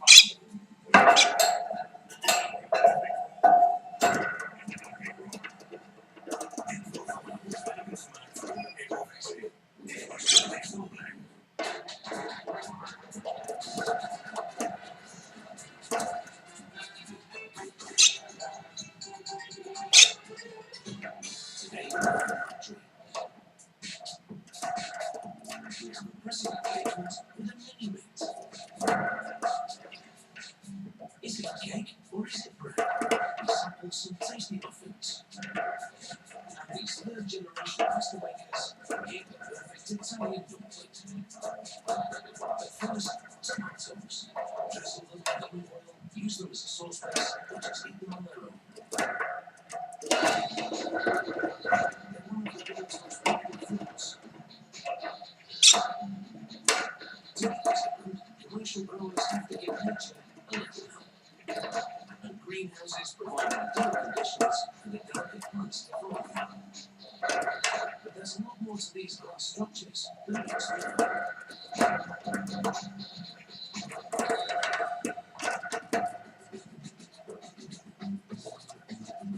You're also very important to the picture of because they are a environment where you try to control whatever is happening indoors. It's also the most efficient way of growing a vegetable crop nowadays. A wide range of produce is grown here, but tomatoes are the mainstay of the crop. Each square metre of tomato plants will produce 80 kilos of fruit in a year. Tomato plants arrive at the hothouse when they're a month old and are about 30 centimetres tall. Eventually, they can grow up to 20 metres in length. We grow red, yellow, and orange. The whole idea is that the harvest, on the vine, the tomatoes are still pulling from the vine to itself for nurture. The greenhouse has to provide everything that nature does, and at one time, pollinating each flower was a laborious job. You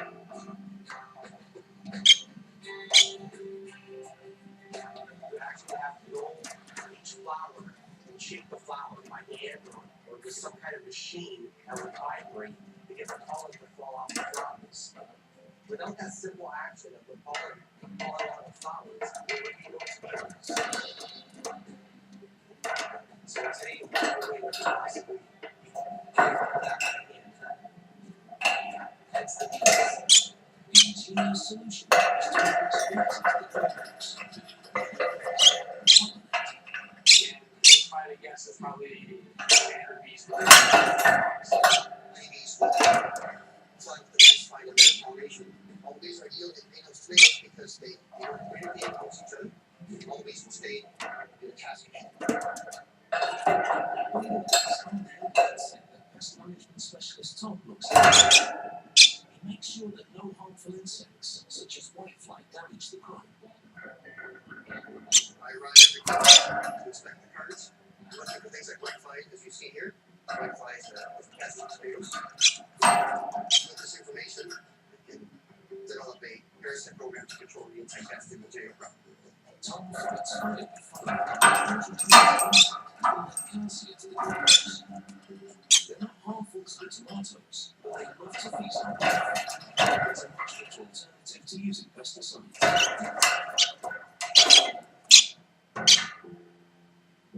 So, we have that bunch of things, but one thing you won't find here is soil.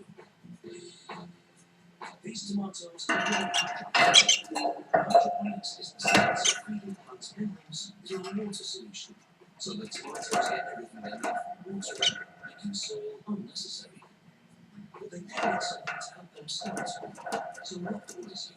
Rock wool is made from minerals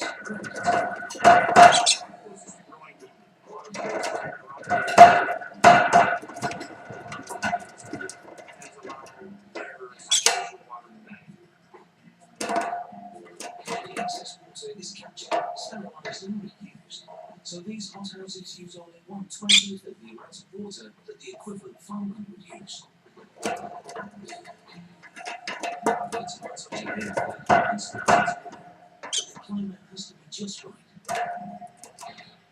Microcontrol day and nighttime temperatures, venting, Vents are open if it gets too hot in the daytime, and they're kept warm at night with a series of pipes down the inside. This maintains the ideal temperature of 22 to 23 degrees Celsius.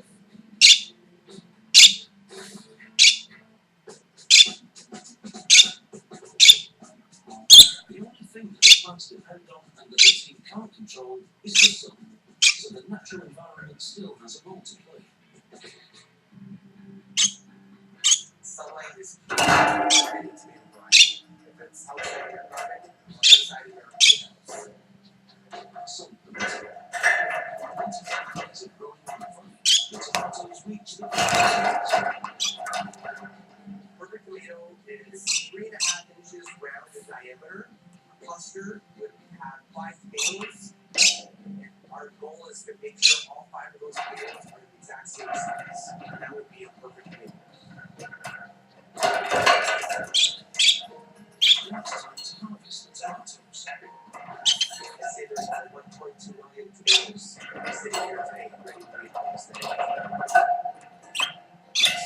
at 1,000 tomatoes per acre each year.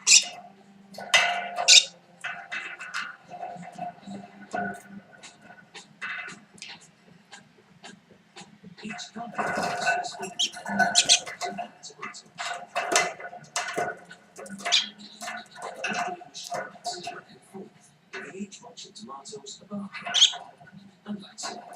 These tomatoes are ready to get themselves in a peak of freshness. Free of pesticides and great for the environment. These can be the best tomatoes you'll ever eat.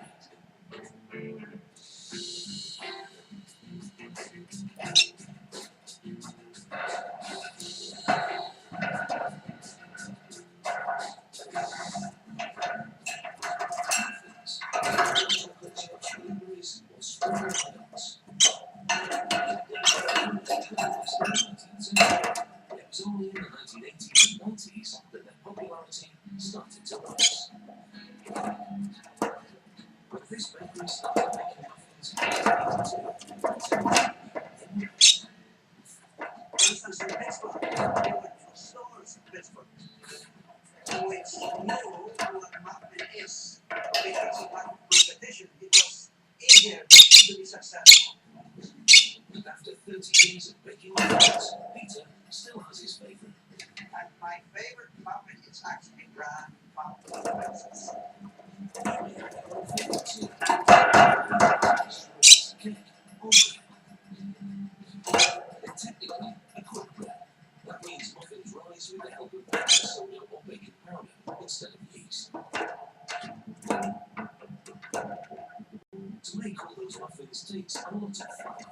This bakery uses 2 million kilograms a year. I'm gonna help make 18,000 pounds of batter in my show today. Muffins are sweetened with 500,000 kilograms of sugar. This batch is brown and ready. So, we've got flour and sugar, now the salt and raisins.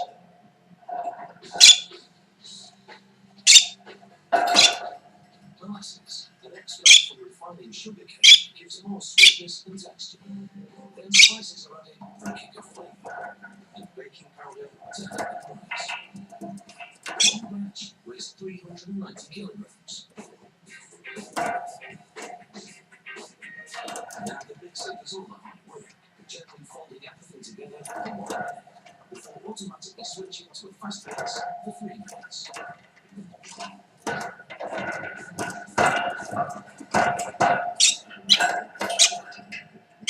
Each batch goes through the This test helps to ensure that the mix is there is less waste.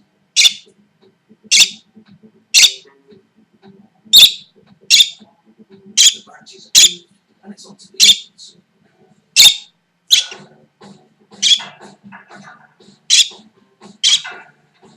Trays are ready. 336 muffin cases are filled each minute. They head straight for the tunnel oven, so called because it's 40 meters long. It takes 25 minutes at 190 degrees Celsius for the muffins to cook on their way through.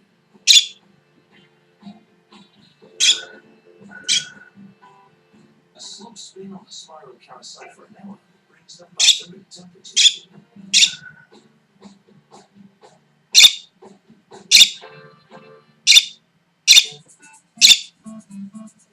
The trays are emptied by hand, ready for packaging. 135 muffins are individually wrapped in plastic.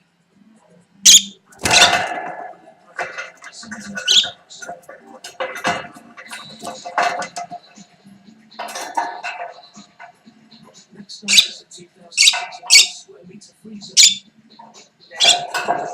Into the freezer, and in this manner we have half the freshness inside the product. Each week, 2,000 muffins are ready for distribution. It might be more of a bread than a cake, but there is usually plenty of sugar to sweeten up those muffin tops.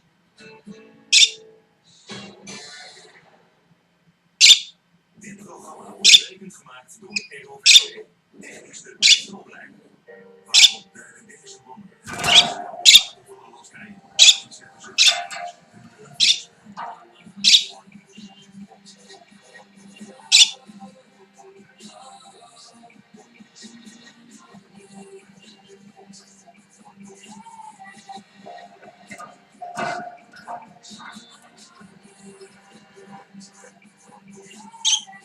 Coldivers, maandag 9 uur bij Discovery Channel.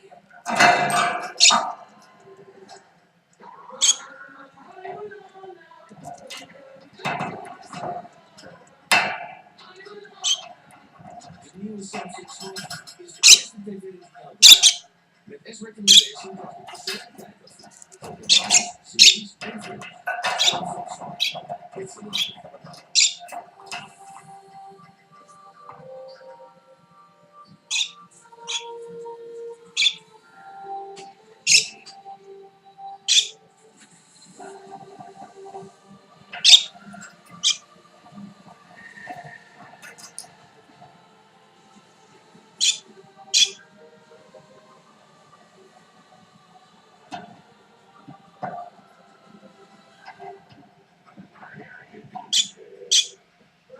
Nu bij de Samsung Smart TV Evolution Kit cadeau 2014. Zo blijft je tv up-to-date en maak jij nu kans op een mooiste kit.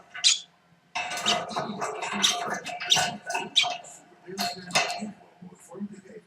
Deze woorden zijn extra overtuigend, omdat ze komen van een van de vele consumenten die hun ervaring delen op kieskeurig.nl. Van smartphones tot scheerapparaten. Ruim 1 miljoen betrouwbare reviews. Kieskeurig.nl. Voor en door consumenten.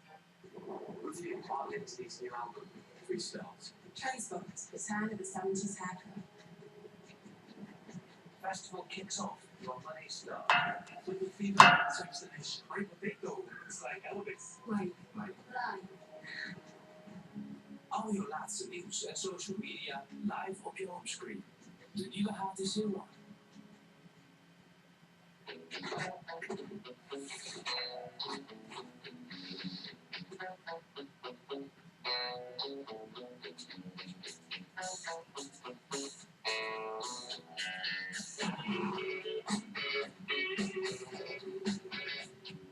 Aangelande leaseloket. Voor iedere ondernemer die ruimte wil om te ondernemen. Wilt u ook investeren in een nieuwe bedrijfswagen, auto of ander bedrijfsmiddel? Vraag dan vrijblijvend uw leaseofferte aan op leaseloket.nl. De HTC One. Ook verkrijgbaar bij MTV Mobile en T-Mobile. Wilt u ook investeren in een nieuwe bedrijfswagen, auto of ander bedrijfsmiddel? Vraag dan vrijblijvend uw leaseofferte aan op leaseloket.nl. Fast and Furious 6. 24 mei in de bioscoop. Ook een aanreis.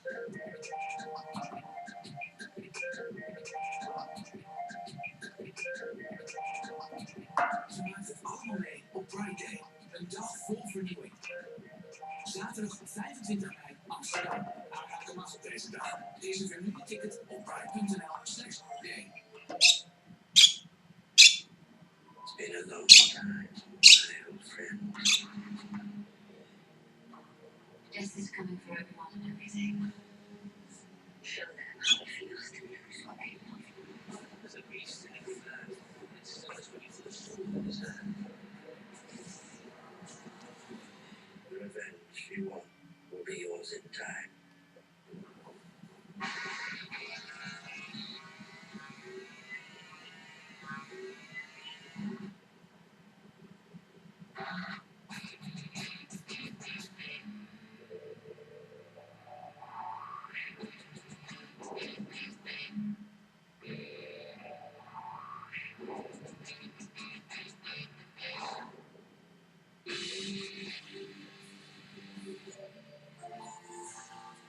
Financier de 208 GTI en alle andere 208 modellen tegen 0% rente.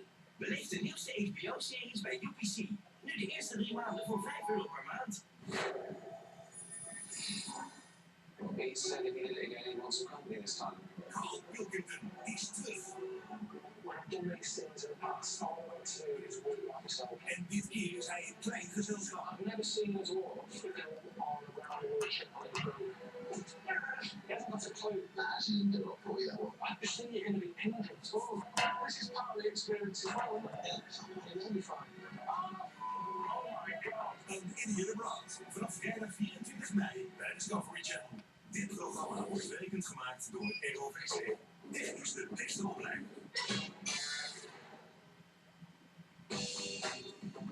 These mini mints have been helping to keep breath fresh since 1973. They may be small in stature, but the mints pack a powerful cooling punch. I guess it's like us minting at one point. You get that extra jolt of freshness. Originally, these mints came in 3 flavours: peppermint, spearmint, and wintergreen. But in the last few years, this factory has created the cinnamon and vanilla mint flavours. We've added new flavors, we want to freshen it up. But let's focus on a classic flavour, peppermint. Peppermint is actually a hybrid plant, a cross between watermint and spearmint. And the mints themselves are made up of 2 separate sections, an outer ring and an inner core. The first step of the process is to make the core. Peppermint oil and menthol crystals are mixed. The mixture is left to sit for 24 hours, so the crystals can completely dissolve.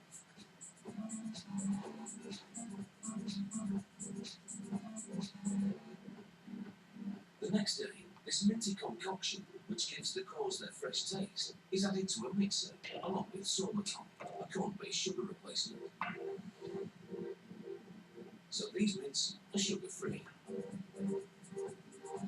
Next, a colouring called blue #1 lake is added to give the cores their vibrant hue.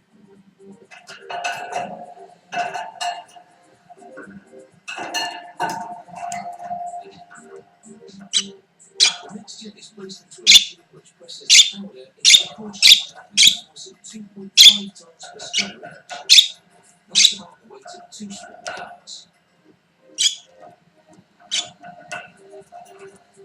The press can make about 660,000 cars in 4 hours. That's over 2,500 minutes.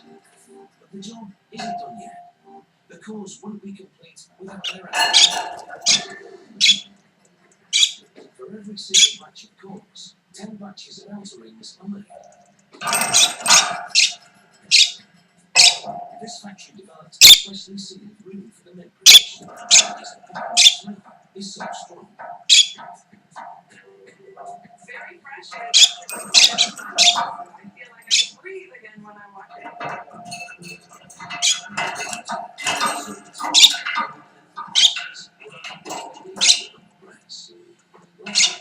Was needed this time to ensure that the outer rings aren't as intense as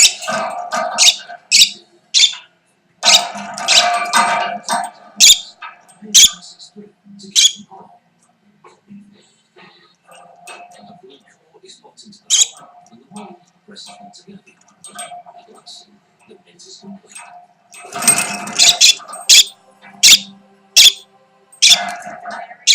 Just works really well. There are 39 different molds operating at one time at the press. That means it can make 60,000 complete molds in 1 hour. But the molded mints aren't ready to be produced. They travel through a sorter to make sure they're the right size. The sorter spins at 1,000 revolutions per minute, and then mints that are too small or too large fall in.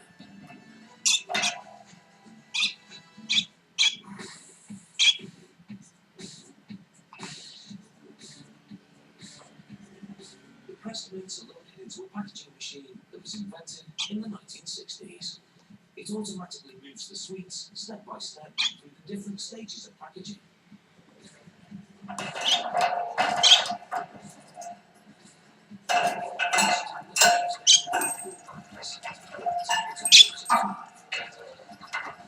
The machine then applies a label to each one.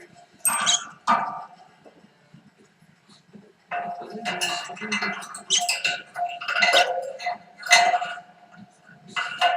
finished molds are then placed into boxes. This factory manufactures 4,000 cases per year. 12 boxes per year, 80 euros.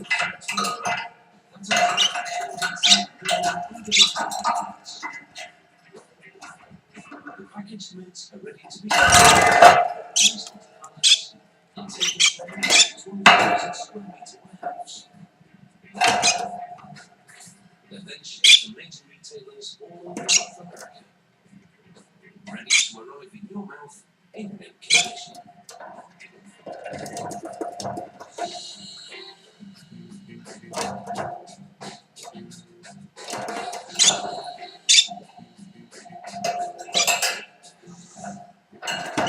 With a fluffy texture and a delicate flavour, these dumplings are a favourite comfort food. In the 1300s, Romans made a coarse version from flour and breadcrumbs. But in the 16th century, the New World potato came to Europe, and gnocchi was transformed into the soft delicacy that exists today. It's a dish that's as rich in tradition as it is in taste. A tradition well represented in this factory, which has been in the gnocchi business for 37 years. Generation pasta makers. My grandfather started the business. They started with 100 square foot location, and now we're about 5,000 square feet. To make these melting morsels, the ingredients are simple. We only use the finest ingredients to make gnocchi products, and we stand behind one model. If it's good enough to feed our family, it's good enough to feed generous. The beauty of gnocchi is in its simplicity. 80 kilos of flour, 20 kilos of dried potato flakes, and 63 litres of water are added to a mixer. There may only be 3 ingredients, but this factory gets through a lot of them. We use over 60,000 pounds of instant dry mashed potato flakes in 1 year, and that roughly works out to 1,000 bags of potatoes a year. And gnocchi's not a big deal with potato in it. The ingredients are mixed for 12 to 15 minutes. The finished ball of dough weighs in at a massive 170 kilograms. Next, it's loaded into a bin and taken to be shaped. The dough is cut into smaller balls so it doesn't clog up the machine. A little flour is added so they don't stick. The mixer gets poured through the machine by augers and is pushed through molds 4 at a time. In 5 hours, this factory produces 1,400 kilos of gnocchi. That's over 250,000 pieces. Back in the day, it would take us over 10 hours to make 40 pounds of gnocchi, manually. Now we make 40 pounds of gnocchi in 10 minutes. The pasta isn't complete without a classic finishing touch. So some say that the word gnocchi comes from the Italian term gnocca, which is nothing, and with no glutes, mixing it. The increase of 4 into each piece. The glutes are there to hold on to the sauce. That's what I heard. But the sauce comes later. These potato pillows need a spin in the dryer. If the pasta is too humid, it will stick together. So the dryer blasts the dumplings with air. As the gnocchi ride the dryer's levels, the pieces also shake off any excess oil. After 4 to 5 minutes in the dryer, the gnocchi are ready to be packaged.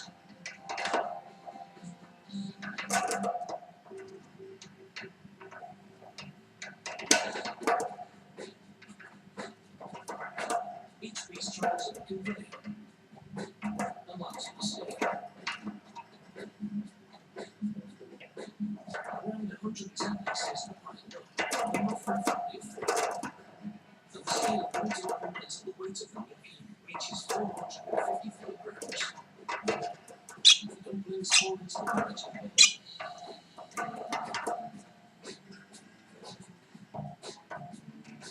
The packages are still shaped. And the bags are weighed a second time. This is to make sure every customer gets exactly what they pay for. We make over 4 million little pieces of gnocchi per year, which roughly works out to about 150,000 plates of gnocchi in 1 year. Gnocchi 18 degrees Celsius. Leave racing your pastries and bagels to capture the freshness and to maintain the form. And when is a good time to indulge in these things? It's a perfect party with your meal. Or any other time of the year, if the fancy takes you. Vanavond om 8 uur kijk je naar Auction Kings. Complete maaltijden duizenden meters hoog te worden genummerd. Van exquise business class broodjes tot economy sticks. Er gaat van alles aan boord van een vliegtuig. Dit is het gevolg van Food Factory.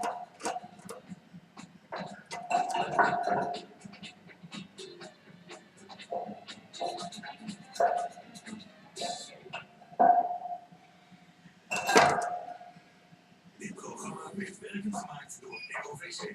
Dit is de beste online.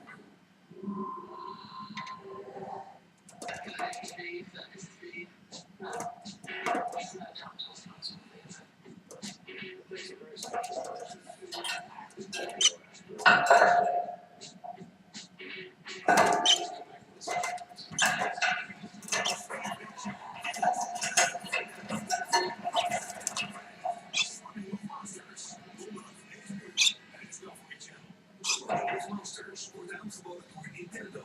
Monster Hunter 3 Ultimate. Dit programma wordt werkend gemaakt door EOVC. Beste online.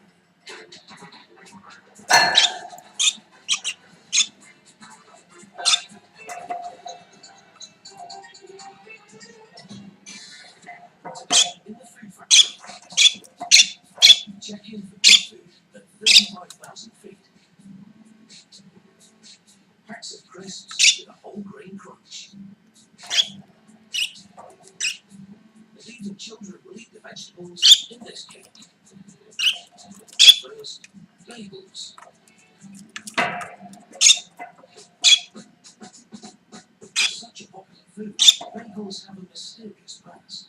No one can quite be sure where they came from, although there are many theories. In ancient Egypt, hieroglyphics featured records with holes in them. Some believe they began in 17th century Austria, a Viennese baker. But earlier stories from Poland state that after giving birth, women were to receive bagels as a gift. At this enormous facility near Toronto, one family has been in the bagel business for 30 years. My great-grandfather started baking in 1907. My parents had a very successful multi-unit retail bakery in Germany. They retired in the early 1980s and came to Canada. This bakery still uses traditional methods and produces a lot of close to 1.5 million bagels a year. To make muesli bagels, flaxseed and flour are added to a mixer. This is a salt and flour, unlocking the nutrients. The English mix, a pre-fermented mix of flour, water and yeast, is a good mix. Followed by sourdough, a mix of rye, flour and water that's been left to rest. The yeast and raisin juice and a healthy alternative to sugar finishes the mix.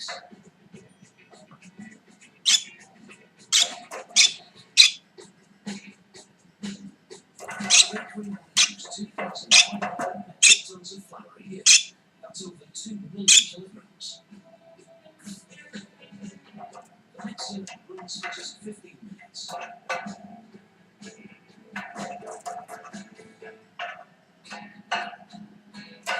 Once the dough is ready, it's taken to the lifting station.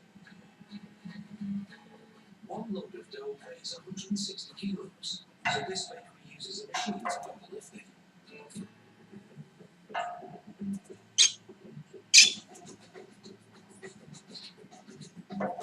The dough is very heavy. You have to lift every single dough by hand.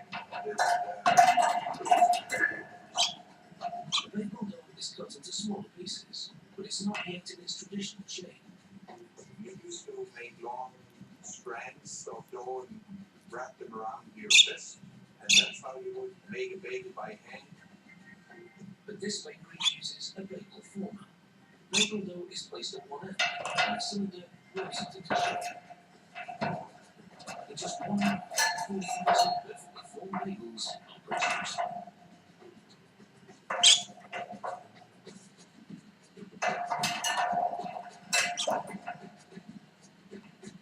Once formed into doughy circles, the bagel is turned into water. Forms can often feel its billet texture, but this process serves a different purpose. One of our trademarks is that seeds. Cultivated into placed on trays and taken to maturity.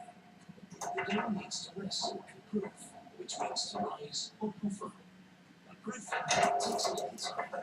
Just like so if you cook something very slowly and get a very tender flavor through the slow cooking process. After proofing, the trays are taken to the oven. The bagel is at just over 200 degrees Celsius. And instead of boiling for the texture, this bakery uses a steam oven. It's in a bakery and it's on shift. 32,000 bagels are produced.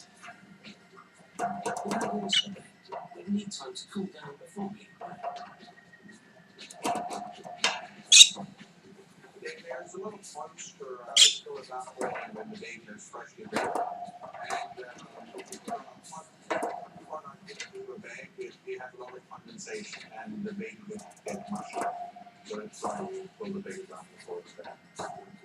To aid this process, the bakery uses an automatic cracker. The bagels are washed, warmed, and packed 5 at a time.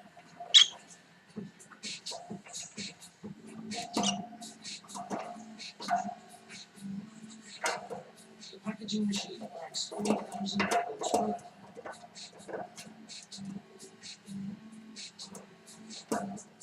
Once the bagels are packed, they're quickly sent out for distribution. As soon as the bagels are packaged, that bagel which was made this evening is in your store tomorrow morning. You may never know where and when the bagel originated. These discs of dough are delicious with any filling.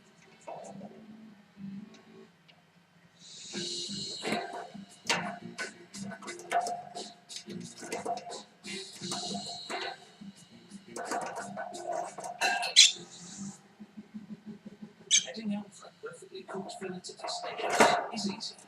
But what about when you're 35,000 feet up in the sky? With all those hours above the clouds, airlines strive to serve tasty meals to their customers on long-haul flights.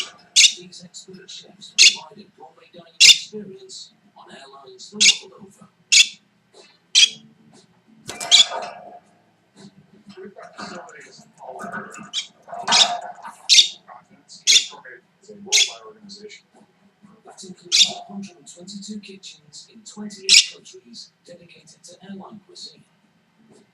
At the Toronto facility alone, 30,000 meals are cooked in one day for over 400 different flights. Creating the perfect dish on a plane, it's a science. As soon as the cabin door of the aircraft closes, the atmospheric pressure and the low humidity changes your taste buds and dampen it by 30%.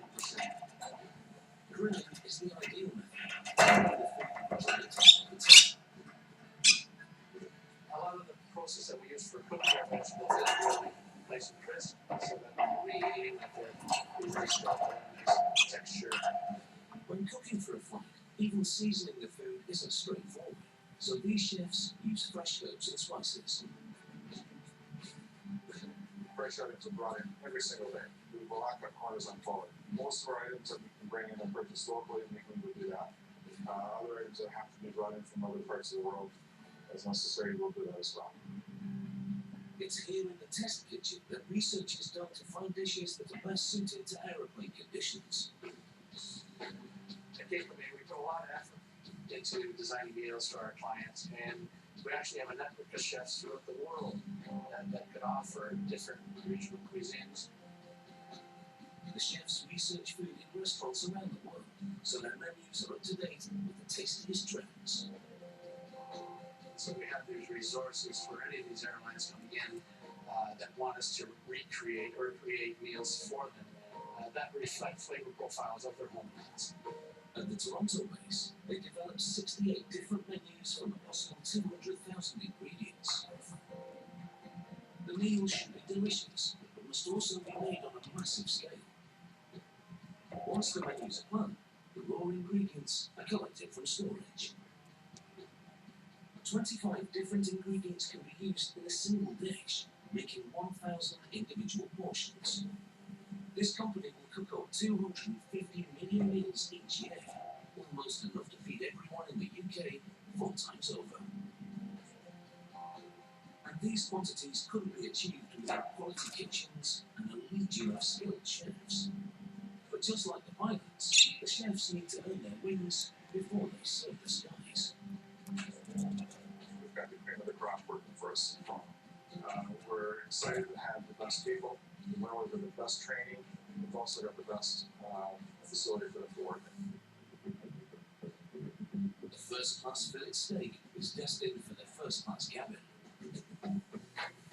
High quality products work well for us for the process that we have to do. Our meats are always, at AAA quality. Each batch is cooked to an airline's individual specifications. Meat is cooked rare, with the knowledge that when it's reheated in the sky, it will keep on cooking. Food safety is equally as important as hospital safety. The grills are fired up almost non-stop, catering for 9,700 flights every day. Once the food is cooked, it's ready to be checked in.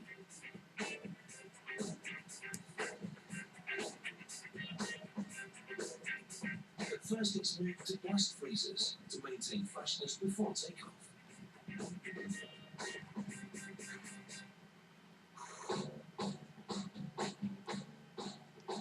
As departure time gets closer, the plates are assembled. And the flights don't stop, so a food assembly team works 24/7, 365 days a year. Presentation also has to be first class. And a trick of the trade is that on the cold plating, we would use a small velvet toast. So we cold plate that if there's any moisture like coming out of the beef, that it's absorbed by that velvet toast and does not end up burning on the cash flow. Salads, starters, mains and desserts are all grouped together, like all the courses from your favourite restaurant. A restaurant travelling at over 800 kilometres an hour. Once the meals are assembled, they're wrapped up until being served at cruising altitude. The trays are loaded onto carts belonging to each different airline. The dishes belong to our customers, and our responsibility is to make sure that they're well maintained and provided for the flight services. The trays are checked to make sure the servings are equal and the orders are correct. While customers might go through a couple of security checks to make sure they're on board the aircraft, our food items actually go through probably 3 times as much. Sometimes, in many cases, there's about 40 checks. Once the meals are given the all clear, the carts are sent for delivery. Drivers take them to be loaded straight onto the aircraft. Years ago, airplane food was conceived as frozen meals and parfaits. I think we have come a long way.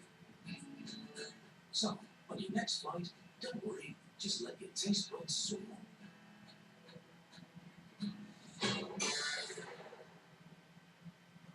Dit programma wordt werkelijk gemaakt door Aerovesta. Dit is de beste opleiding. Waarom duiken deze mannen het ijskoude water van Alaska in en zetten ze dagelijks hun leven op het spel?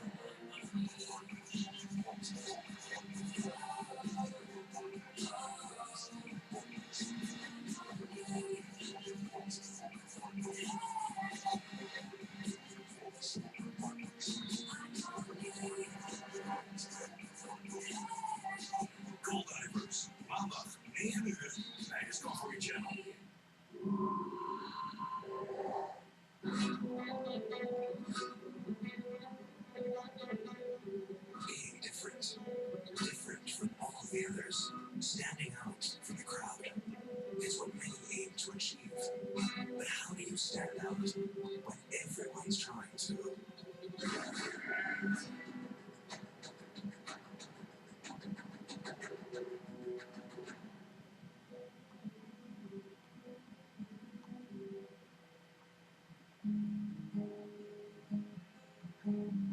Je kop in de hoogte, je neus in de wind.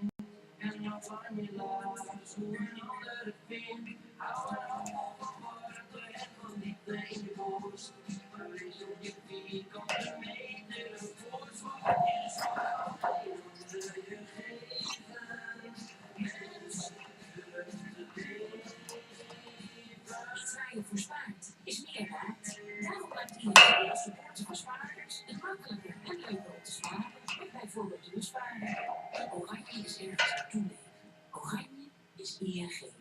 Innovatie die zorgt voor 20% bijtelling. De nieuwe CLA Blue Efficiency Edition. Bekijk alle modellen met 20% bijtelling op mercedes-benz.nl. Op gtickets.nl vind je de allergoedkoopste vliegtickets van alle vliegmaatschappijen in één overzicht. Razendsnel op gtickets.nl. Rechtstreeks van de satelliet in heel Europa. Snelle kwaliteit, supersnel internet en voordelig bellen. Kies ook voor alles in één van Kanaal Digitaal. De beste ADTV, supersnel internet en voordelig bellen. Kanaal Digitaal, meer dan tv.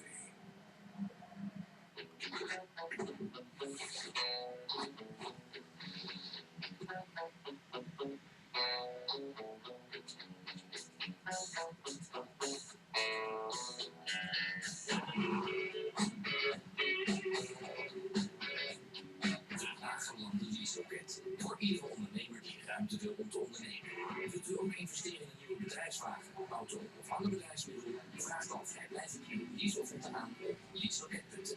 Kies ook voor alles in één van Kanaal Digitaal. Nu gratis 6 maanden supersnel internet en bellen. Ook bestaande klanten profiteren van deze aanbieding. Kanaal Digitaal, meer dan tv. Wilt u ook investeren in een nieuwe bedrijfswagen, auto of ander bedrijfsmiddel? Vraag dan vrijblijvend uw leaseofferte aan op leaseloket.nl. Ze is nog maar een kind. Slechts 19 maanden oud. Een onschuldig meisje. Dat niets anders kent dan pijn. Ze wordt gekweld door ondervoeding. Voor Dorothy kan het ook niet helpen dat u dit soort beelden wel vaker heeft gezien. Wat voor Dorothy wil, is dat iemand haar helpt. Wilt u laten zien dat haar lot u niet onverschillig laat? Wilt u haar helpen? Uw hulp bezorgt kinderen zoals voor Dorothy de zorg die nodig is. Het helpt al wanneer u 0800 1747 belt en €3 per maand doneert. Samen kunnen we een verschil maken voor deze kinderen. De realiteit is dat een kind u nu nodig heeft om in leven te blijven. Save the Children weet wat er nodig is om Fardosi's leven te redden. Maar dat kunnen we alleen als u de telefoon pakt. Alsjeblieft, helpt u vandaag een kinderleven redden. Al met een klein bedrag geeft u de toekomst een kans. U geeft een kind weer hoop. Elk kind heeft recht op een leven zonder honger. Laat uw hart spreken en bel 0800 1747 of ga naar savethechildren.nl en doneer vandaag nog.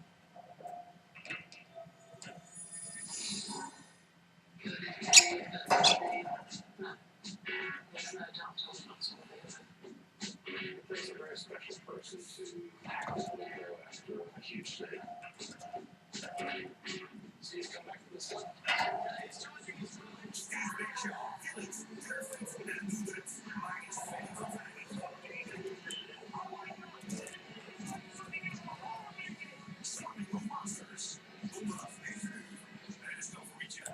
Dit programma wordt werkelijk gemaakt door ROVC. Dit is de beste opleiding.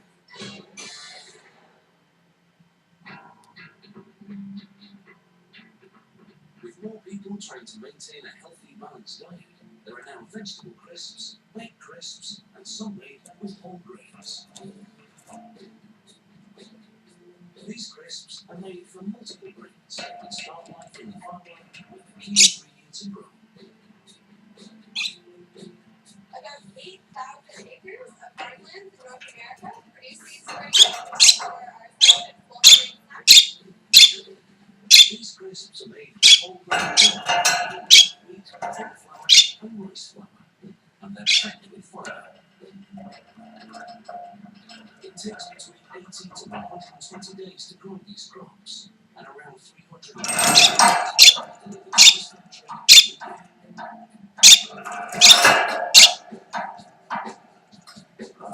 every year. They may not grow the grain, but they do run again.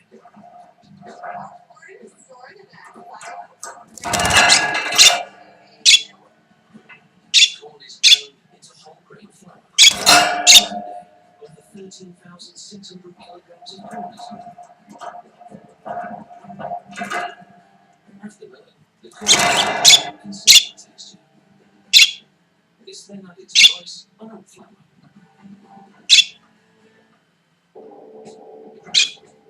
In the meantime, whole wheat kernels, also known as whole wheat berries, are cooked in candles using steam.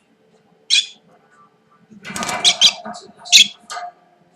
Wheat berries contain a protein that helps the ingredients hold together when they're mixed. 1,700 kilograms of crisps are made here every year.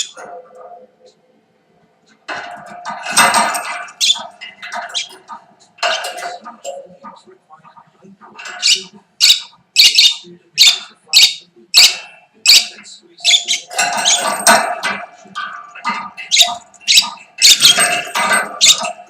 It uses 100 power force to squeeze the mix together and make it thin. It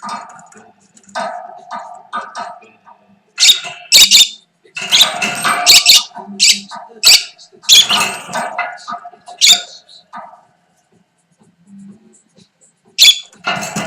The crisps are chopped 12,600 per minute. Fried in oil.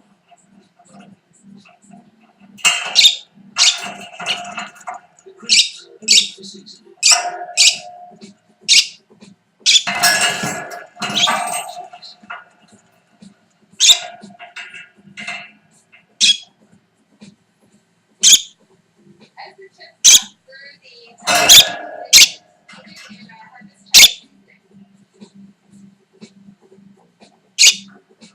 The tumbler distributes the seasoning evenly. This factory also makes French onion and soufflé whole grain crisps.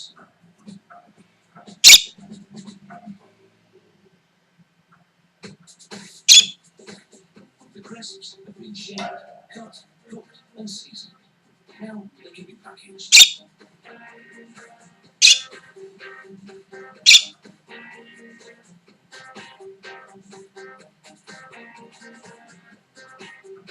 And after packing, they go straight to shipping. The bags are packed into boxes, and each batch is given a code. The codes make it easy to find the batch boxes for each shipment. The boxes are sent on a conveyor that leads directly to stores.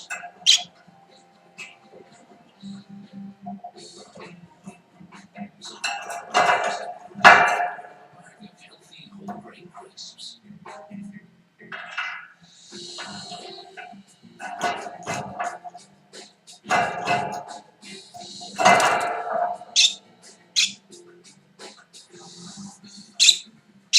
There's nothing like a cake to celebrate a birthday. But a cake made with vegetables may not be your first choice. Carrot cake, though, might just change your mind. Carrots are one of the most sugary vegetables and were first used to sweeten desserts in the medieval period, when sugar was a rare and expensive commodity. Ilana Kadanoff perfected her own recipe 10 years ago, and now produces a range of sweet treats in a 500-square-meter facility. The most important ingredient these days are carrots. This bakery will use 3,600 kilos of carrots in 1 year. At first, the carrots are prepared, but a machine soon takes over. An automatic grater takes care of the job. Carrots make up 43% of the final product. And there is no need for this. This factory produces 100% vegan desserts, meaning no eggs, no butter, no dairy products at all.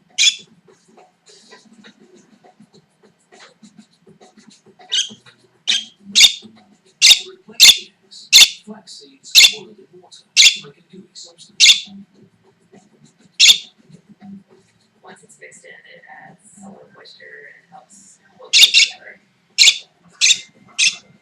By going vegan, this bakery spares 250,000 eggs each.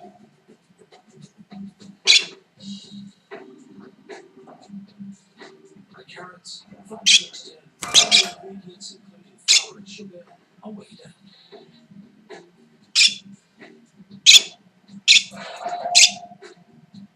Once it's got the ingredients in, we put everything into the mixer and we start making cake batter.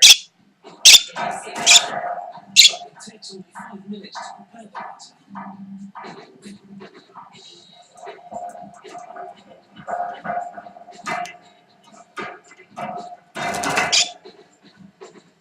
When the sweet batter is mixed, it's loaded into a hopper.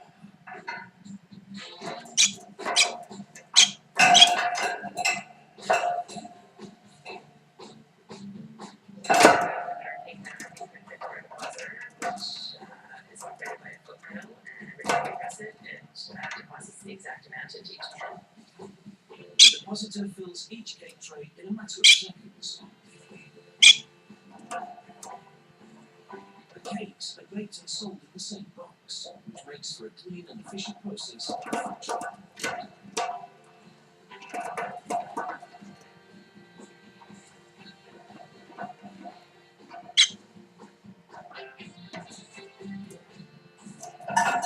Boxes placed onto trays and are ready for the oven. This industrial oven can fit 82 trays to the and 2 racks per oven, baking 624 cakes at a time.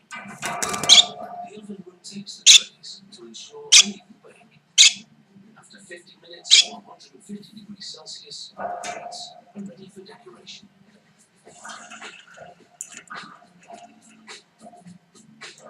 This icing is produced in dairy products. Each cake is iced by a local person. The boxes are neat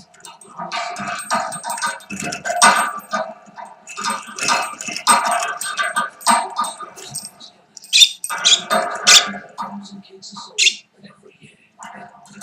These classic cakes from my big hit at any kid's party. Dislikes of them and they was their main ingredient.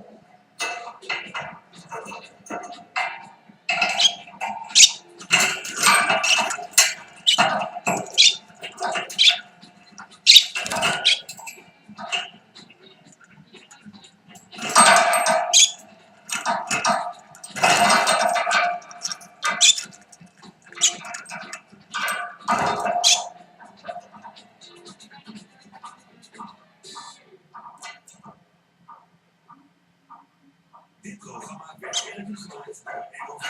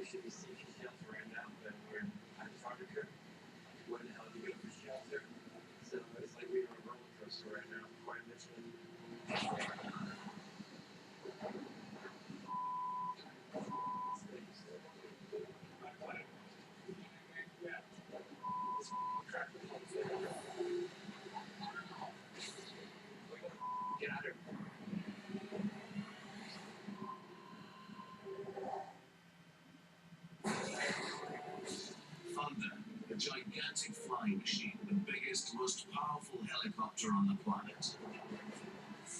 It will take a giant to lift a giant in brutal Arctic conditions. Wheels. They call them portable transporter units, and these are the most powerful in the world. But will they be able to move this 1,200-ton monster? That's a lot of rope. Nemo, $1 million sub straight out of a James Bond movie. We actually use subs to do exploration for real. Built to explore the oceans, now it's on a job to predict the timing of a terrifying tsunami.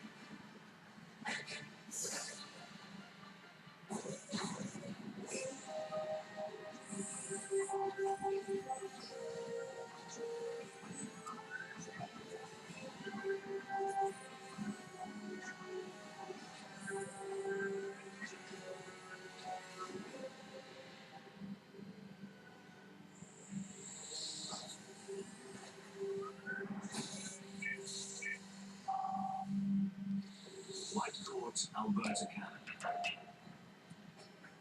Alberta is more than twice the size of the UK, a vast, unforgiving landscape, but rich in oil.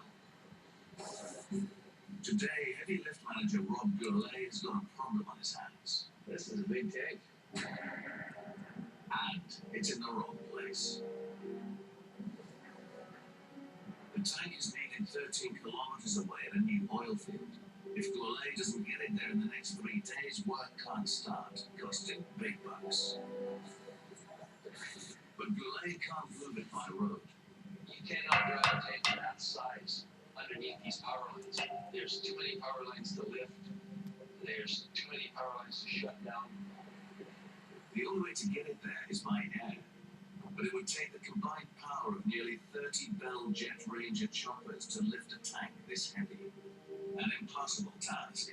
But Goulet's got a bold plan. He's calling in the Russians.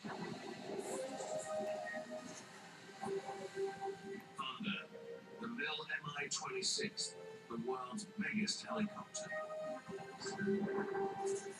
Maximum loads 20 tons. Range almost 2,000 kilometers. Thunder, 3 times more power than a CH-47F Chinook. Powered by 2 ground-shaking 11,000 horsepower turboshaft engines. Thunder is the first chopper in the world with 8 rotor blades, each blade an awesome 15 meters long. The tips spin at almost the speed of sound. Edges trimmed with super strong titanium. The rotor diameter is 32 meters, as wide as the wingspan of a Boeing 737 jet. Thunder, a clunking metal brute. The Terminator of the helicopter world. Crew, Captain Andrea Budiradin, ex-Soviet Air Force. There's one simple reason why Budiradin loves flying Thunder.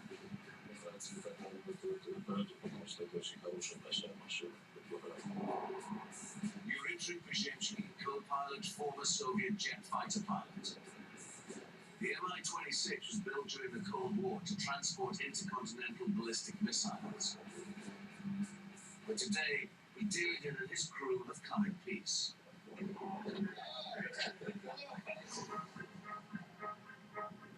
8:05 a.m.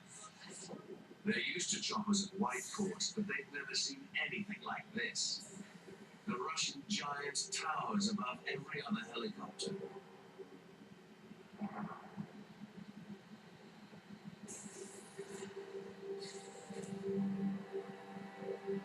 helicopter is the largest helicopter in the world. There's just nothing. There's nothing that can compare to what it can lift and to how far it can take it. The Mi-26 can fly in temperatures as low as minus 60 degrees centigrade, but that's too dangerous for the guys on the ground, battered by Thunder's savage downwash. But this morning, good news. The temperature is only in the minus 17 degrees Celsius range right now. The lift is on. 8:30 a.m. Thunder's crew run through the flight plan and prepare the chopper for takeoff. 64 kilometers away, the lift site. Goulet calls in his team. The biggest thing is if anybody, they see something that's not safe or that's not happening with this helicopter, please say it while it's happening, while you see it's going on. We're going to do this in a safe and efficient manner so that everybody's happy and it's done. All right? These men are hard-bitten riggers, but this is the first time they've had to deal with thunder and its terrifying 115 km/h downwash.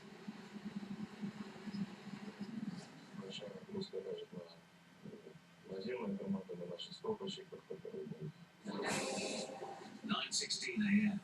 44 minutes to liftoff. Rob Gourlay checks in with Captain Andre Gutierrez. So, when I call you, will you be ready to go? Yeah, that's already. Alright, sounds good. Goulet's men set up roadblocks. It's not a great idea to drive under a low-flying Mi-26.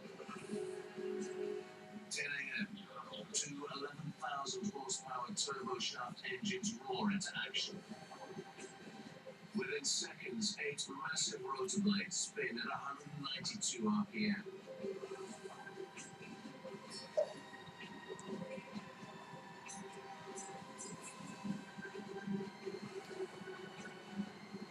The force of Thunder's massive downwash is enough to blow you away.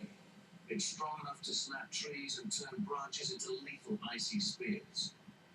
Goulet is anxious about the Hudson steel frames lining the pickup zone. It'll be windy along that day. Yep. Okay, we need to do something with that because the downwash will go that far and might flip it up and start to Thunder is coming in fast at 295 kilometers per hour. Rob Goulet and Dave Helton are wearing crash helmets in an effort to protect themselves. It's not too bad. It's like a small hurricane. If there's such a thing as a small hurricane. This isn't a hurricane they'll have to chase. This is a hurricane that's heading straight for them.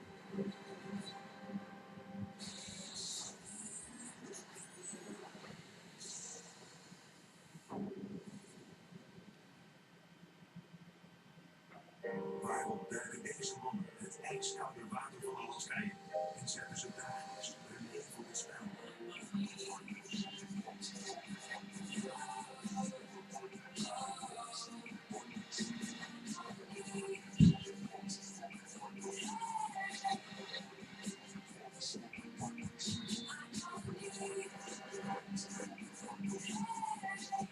Divers, maandag 9 uur bij Discovery Channel. Nieuw van Lees. T-Bridge met dubbel die beugels.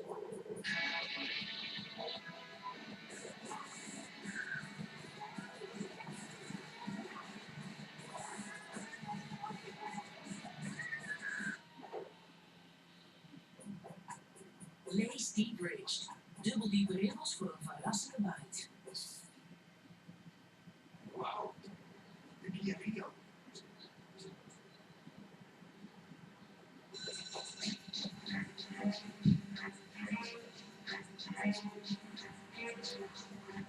De Kia Rio, wegenbelastingvrij en nu ook met 50-50 deal. Compleet rijklaar voor €6.545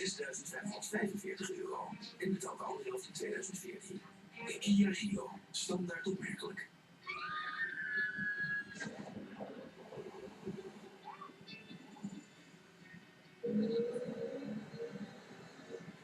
Wie zijn toch al die mensen? Dat zijn winnaars van een miljoenenspel. Want de afgelopen tijd zijn er maar liefst 9 nieuwe miljonairs bijgekomen. Miljoenenspel. Meer mensen, 1 miljoen. De Kia Rio biedt tijdelijk ook een gratis geïntegreerd navigatiesysteem op alle Rio-modellen. Kia, waar 7 jaar garantie de standaard is. Beleef jij 24 uur als miljonair? Koop nu rond en maak deze week ook kans op de miljoenenspel Miljonairs Experience. Miljoenenspel. Meer mensen, 1 miljoen.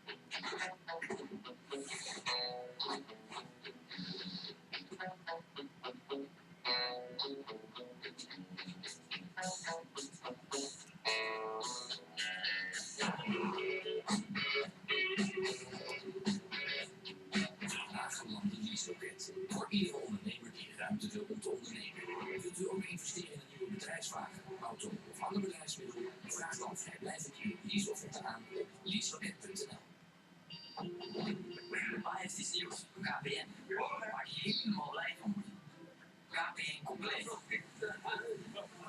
Hij heeft nu alles van KPN voor thuis en mobiel. En daarom krijgt hij van alles cadeau. Word je blij van? Kijk wat, het is een nieuw vriendje. Bruno. Bruno, wat leuk. Blijf eten.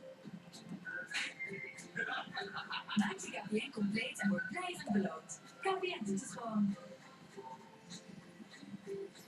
Combineer alles in één voor thuis met mobiel en krijg zolang je compleet bent. 45 extra tv-zenders, onbeperkt onderling bellen binnen je gezin en dubbele minuten, sms'jes en MB's bij KPN mobiel. Wilt u ook investeren in een nieuwe bedrijfswagen, auto of ander bedrijfsmiddel? Vraag dan vrijblijvend uw leaseofferte aan op leaseloket.nl. Fast and Furious 6. 24 mei in de bioscoop op Kanarijs.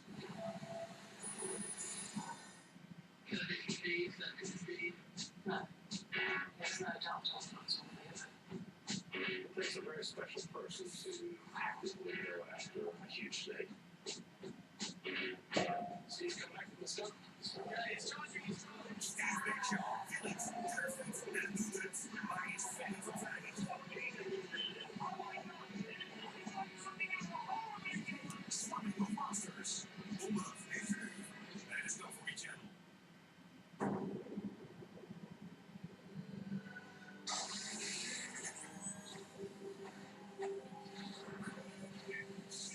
Bayou Battery, Alabama.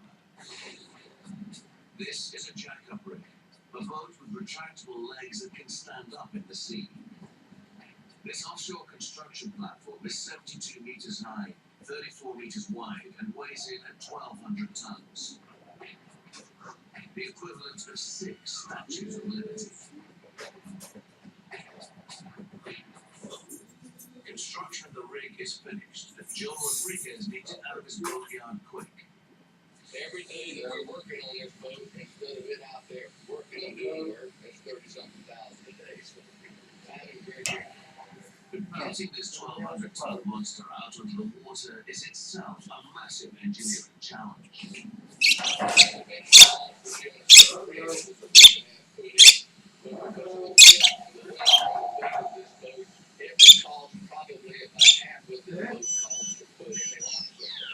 There's only one machine that can get this massive rig off dry land and out to where it belongs. Wheels, the Goldhofer Mega PST, the most powerful self-propelled modular trailers in the world. Axle load 1,600 tons.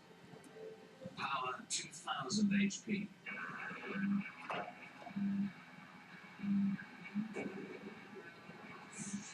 The PSTs are divided into units or lines, each with 4 wheels and 2 axles. When you hook up 32 units, wheels can deliver 2,000 horsepower. That's more brute force than a Abrams tank. Enough to move a payload of 1,600 tons. German-made, currently there are only 3 companies using Wheels Mega PSTs worldwide.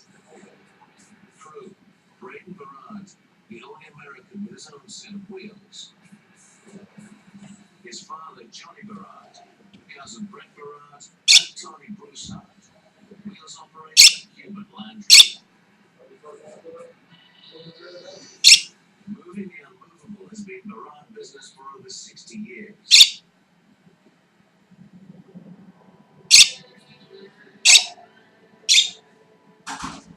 When we got ourselves the right work, the job the right way. It all started back in 1945 with Grandpa Roy, Hello. a flatbed truck, and once a Hello. Hallo. Zeker in je voerbak. Ja, dus zo. Nee? Dat kost? Denk je dat kost? Nou? Nee. Wat is dat? Wat is dat?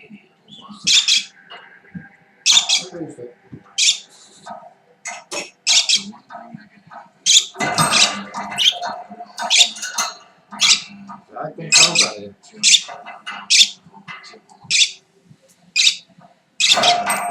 aanbijen. Nou, aanbijen.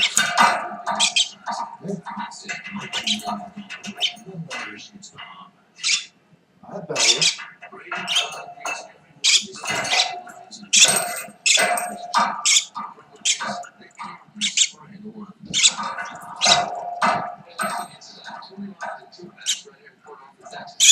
Six lines and it's a logistical nightmare. He needs every letter of wheels trucked to the Alabama boat yard tomorrow.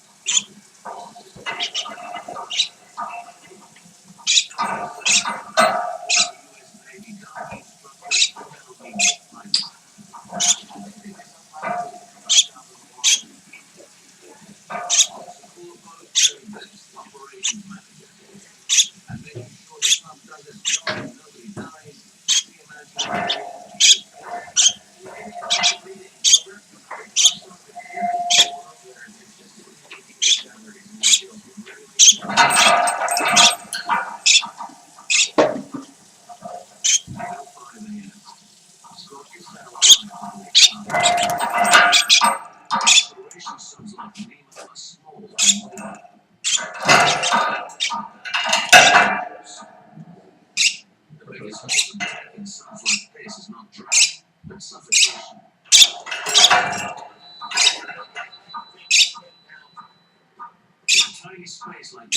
deadly carbon dioxide incredibly fast.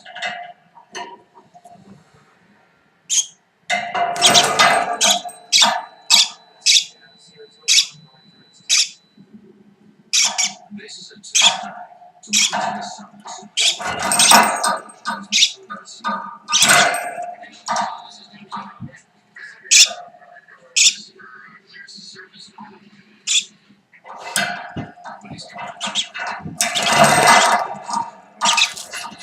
Het kan nog gek worden, maar ik ga eerst even douchen. Ja. En dan kom ik bij. Goed. Dat is wel. It's bad news for Whitecoat. Nee? Movement disappointed. Unless Scott Cassell can find out what's wrong with the sun, this mission will Ik moet toch even douchen. Hey. Stinkt je van. Whitecoat Alberta. Thunder, the Bill I-26, the biggest helicopter on the planet, is en route to lift a huge chunk of industrial hardware.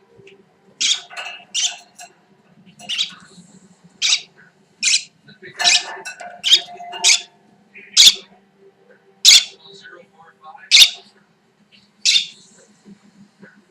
Heavy lift boss Rob Goulet and rigger Wayne Helston all set, waiting to hook up the payload to the chopper. Goulet is expecting a rough time with the Thunder's massive downwash. He scours the skies for the chopper.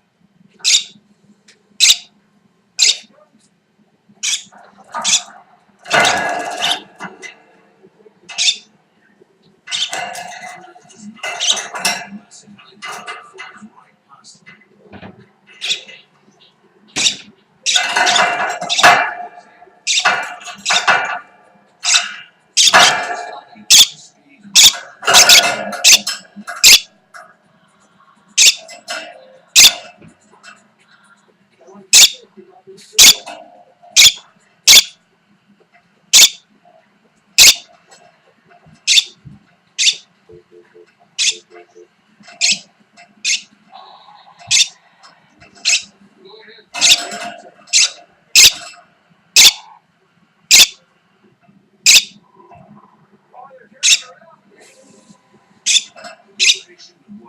Thunder was executing a turn to come in at low altitude. But now is the time to worry.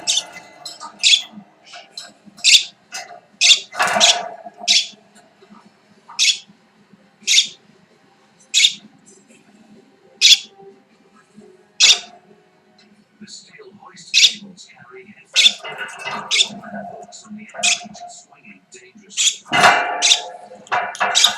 But still, the cables have picked up to 60 volts of static electricity. If the wreckers touch them now, they'll be toast. The hooks need grounding. The cables are swinging wildly. Captain Andre Gudin struggles to get them under control.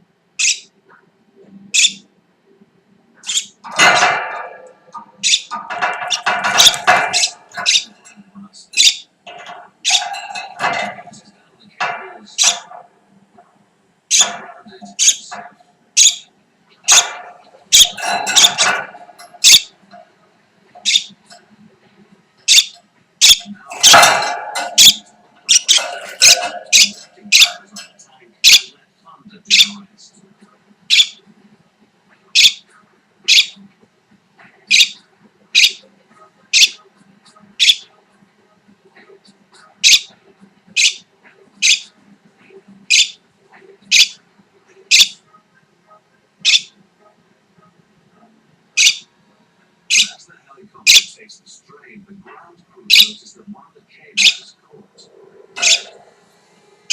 The hoist hook is jammed open. The chopper crew can't see the danger through the swirling ice and snow. Goulet and Helston wave up to the loadmaster, Constantine Nelson.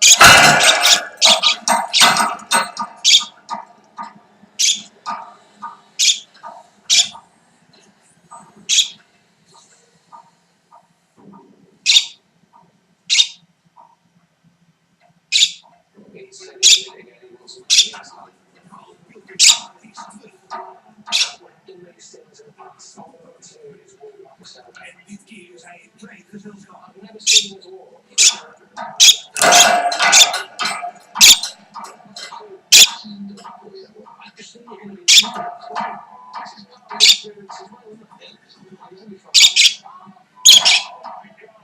In de brand. Vrijdag 24 mei. Discovery Channel.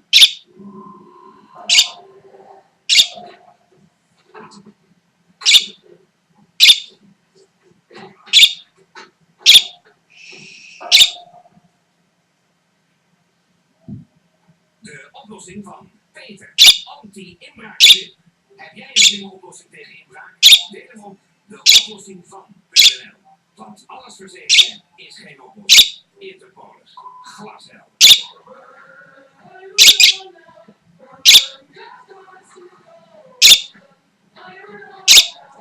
De nieuwe Samsung Smart TV is de eerste tv die jou begrijpt. Met S-Recommendation krijg je persoonlijk kijkadvies voor programma's, series en films. Samsung Smart TV. It's alive. Heb jij een slimme oplossing tegen inbraak? Deel hem op deoplossingvan.nl en maak kans op €5000. Interpolis. Glashelder. Nu bij de Samsung Smart TV en Revolution Kit cadeau in 2014. Zo blijft je tv up-to-date en maak jij nu kans op een Porsche Cayman.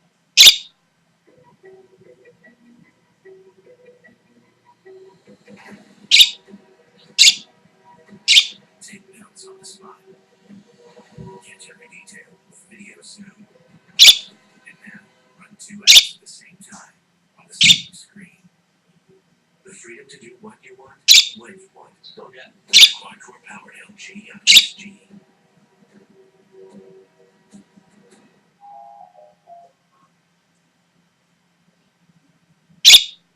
Meer vallen?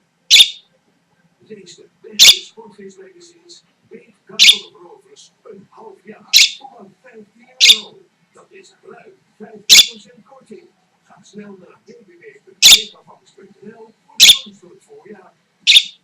De nieuwe LG Optimus G, razendsnel en supersterk. Verkrijgbaar bij Vodafone en Belcompany.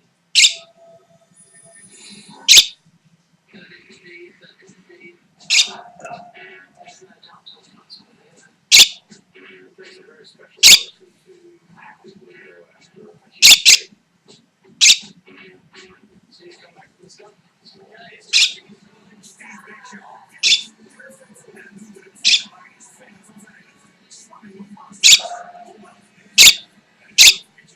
Swimming with monsters. Wordt aangeboden door Monster Hunter Ultimate.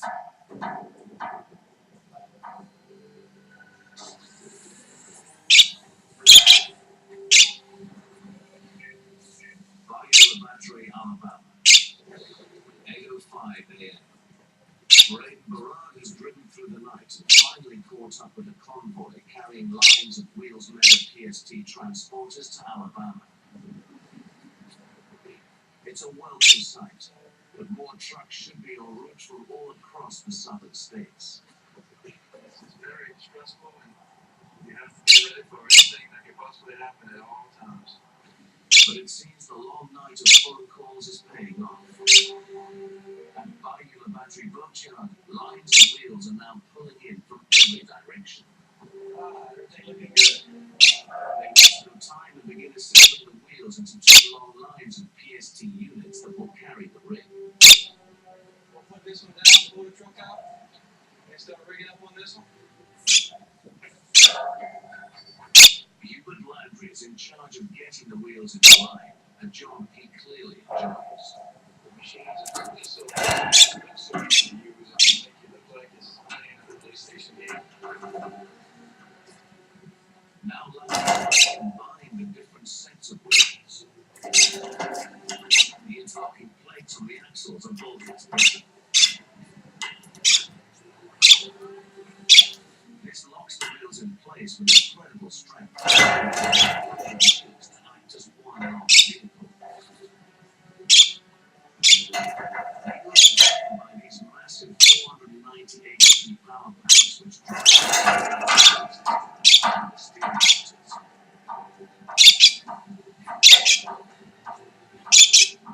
The scale of the challenge is daunting. 2 sets of wheels 16 axles long must be lined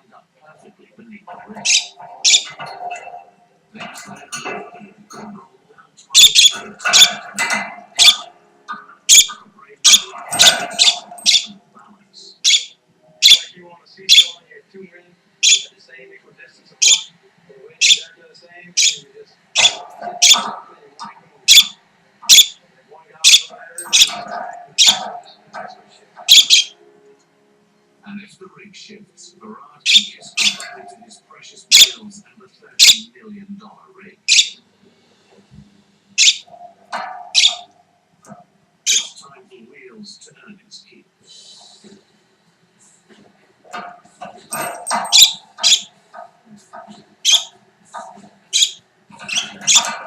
The first line is quickly removing its position. Looking pretty good. 8 inches this way. Want to see the tree? But then Berard spots a problem. The plywood sheets that are meant to run under line 2 are in the wrong position. He knows that even the smallest mistake on this job can lead to disaster. Hey, boys, bring it, give it like an ass with a hammer. Don't you want to fold it up a little bit? The problem is sorted and soon puts the line in position. It's the moment of truth. He orders the jack-up leg supporting the huge rig to be lifted.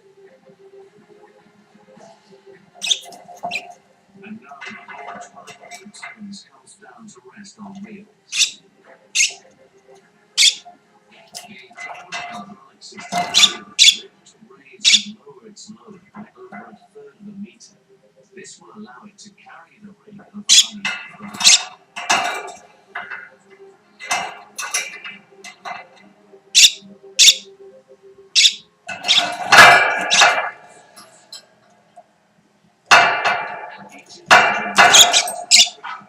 This information is wirelessly relayed to the control panel.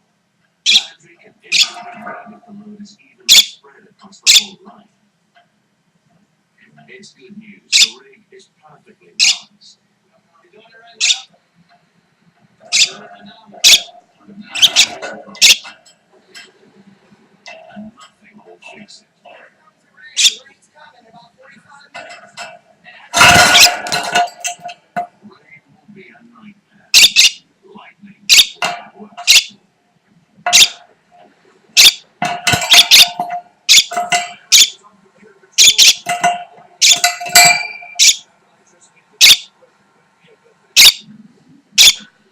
But the clock is ticking.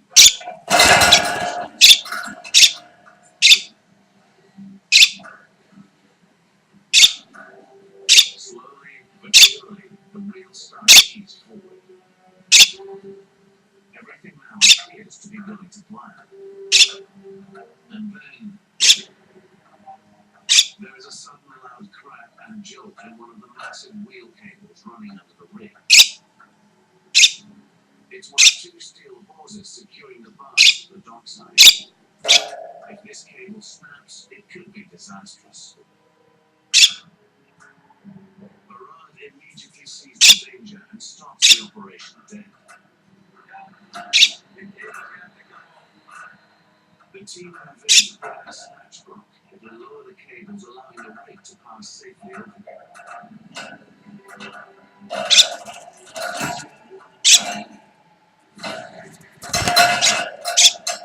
Finally, Berard gives the order to resume, and the rig begins to move.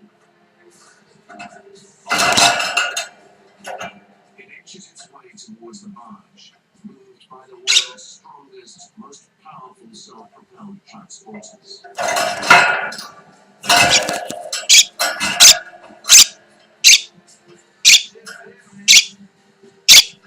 Wheel's hydraulic platforms continually rise and fall, keeping the rig stable as it rolls across the uneven surface of the dockyard.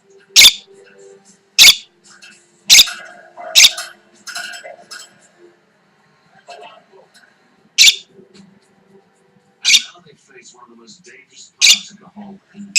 Getting the rig up the ramp which leads onto the barge. But the ride suddenly pulls a hook. The weather is making it dangerous. I don't want to carry on a big duck. Then we're going to have a big problem. It's a serious blow. Barad is under huge financial pressure to get the job done, but he can't abandon with the rig or the lives of his men.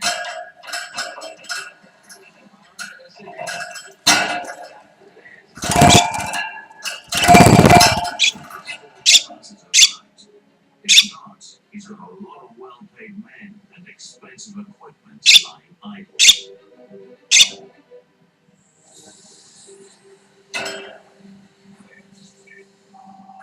Lake Tahoe, California. Incline Village lies on an earthquake fault line. It's something I think about, for sure. It's definitely something we don't think about. We do feel tremors once in a while.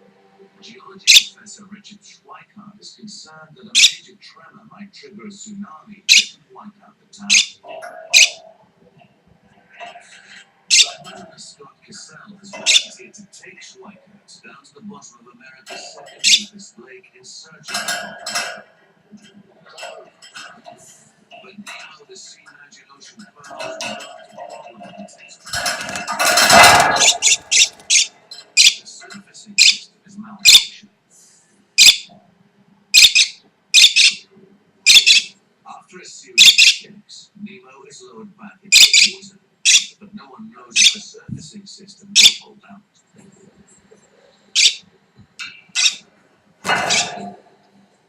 To find out if the earthquake force is still active, they must head out into the lake.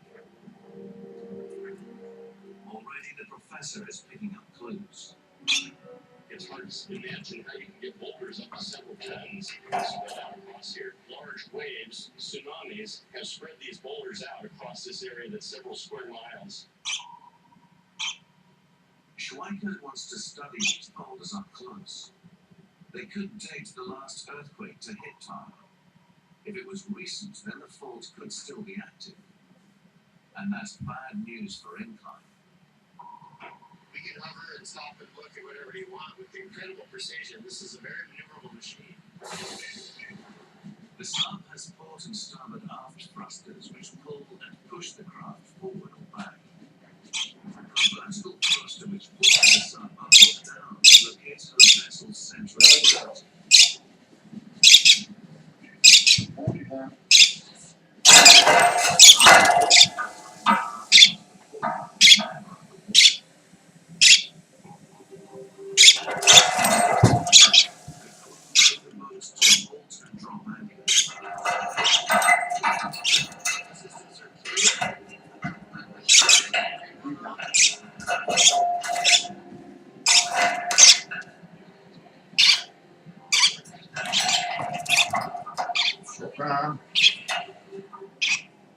The buoyancy control seems to be holding out, but the surface crew must keep constant radio contact in case there is a problem.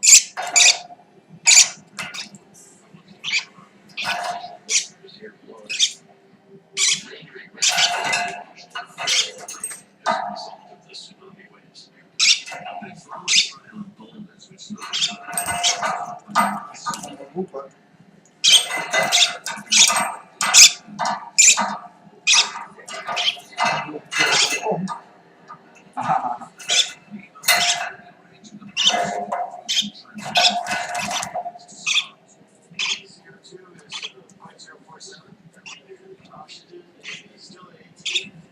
Weer naar de bodem gegaan.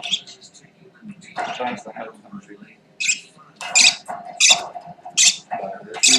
Dat is weer een uitgang. Een oude uitgang.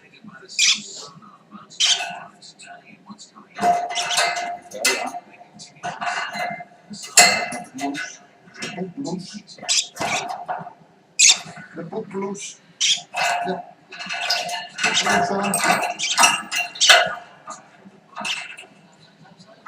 If they want that trouble, they're on their own.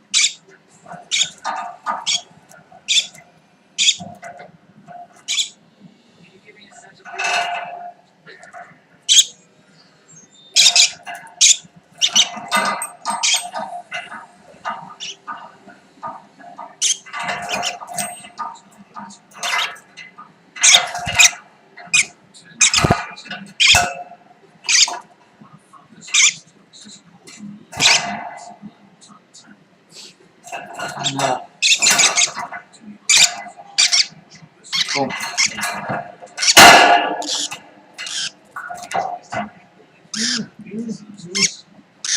Kom dan. Nee, wacht. Hallo.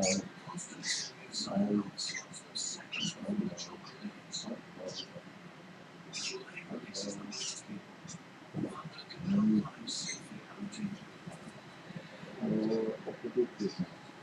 Jong.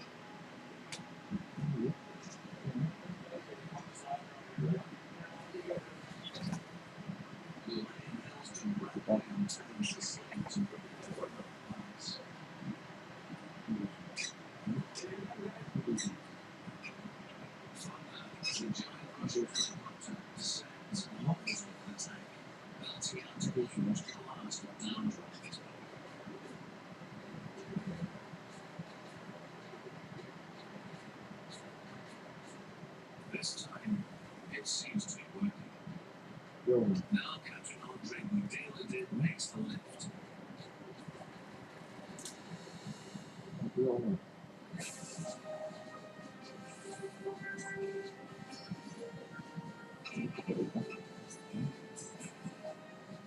With the load stabilized, Boudeladin sets course for the drop zone.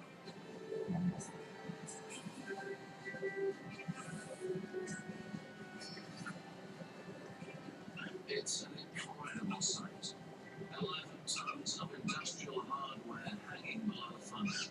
The Mi-26, the biggest and most powerful helicopter in the world. Wat is? 10:42 a.m. Thunder hovers over the drop zone. Now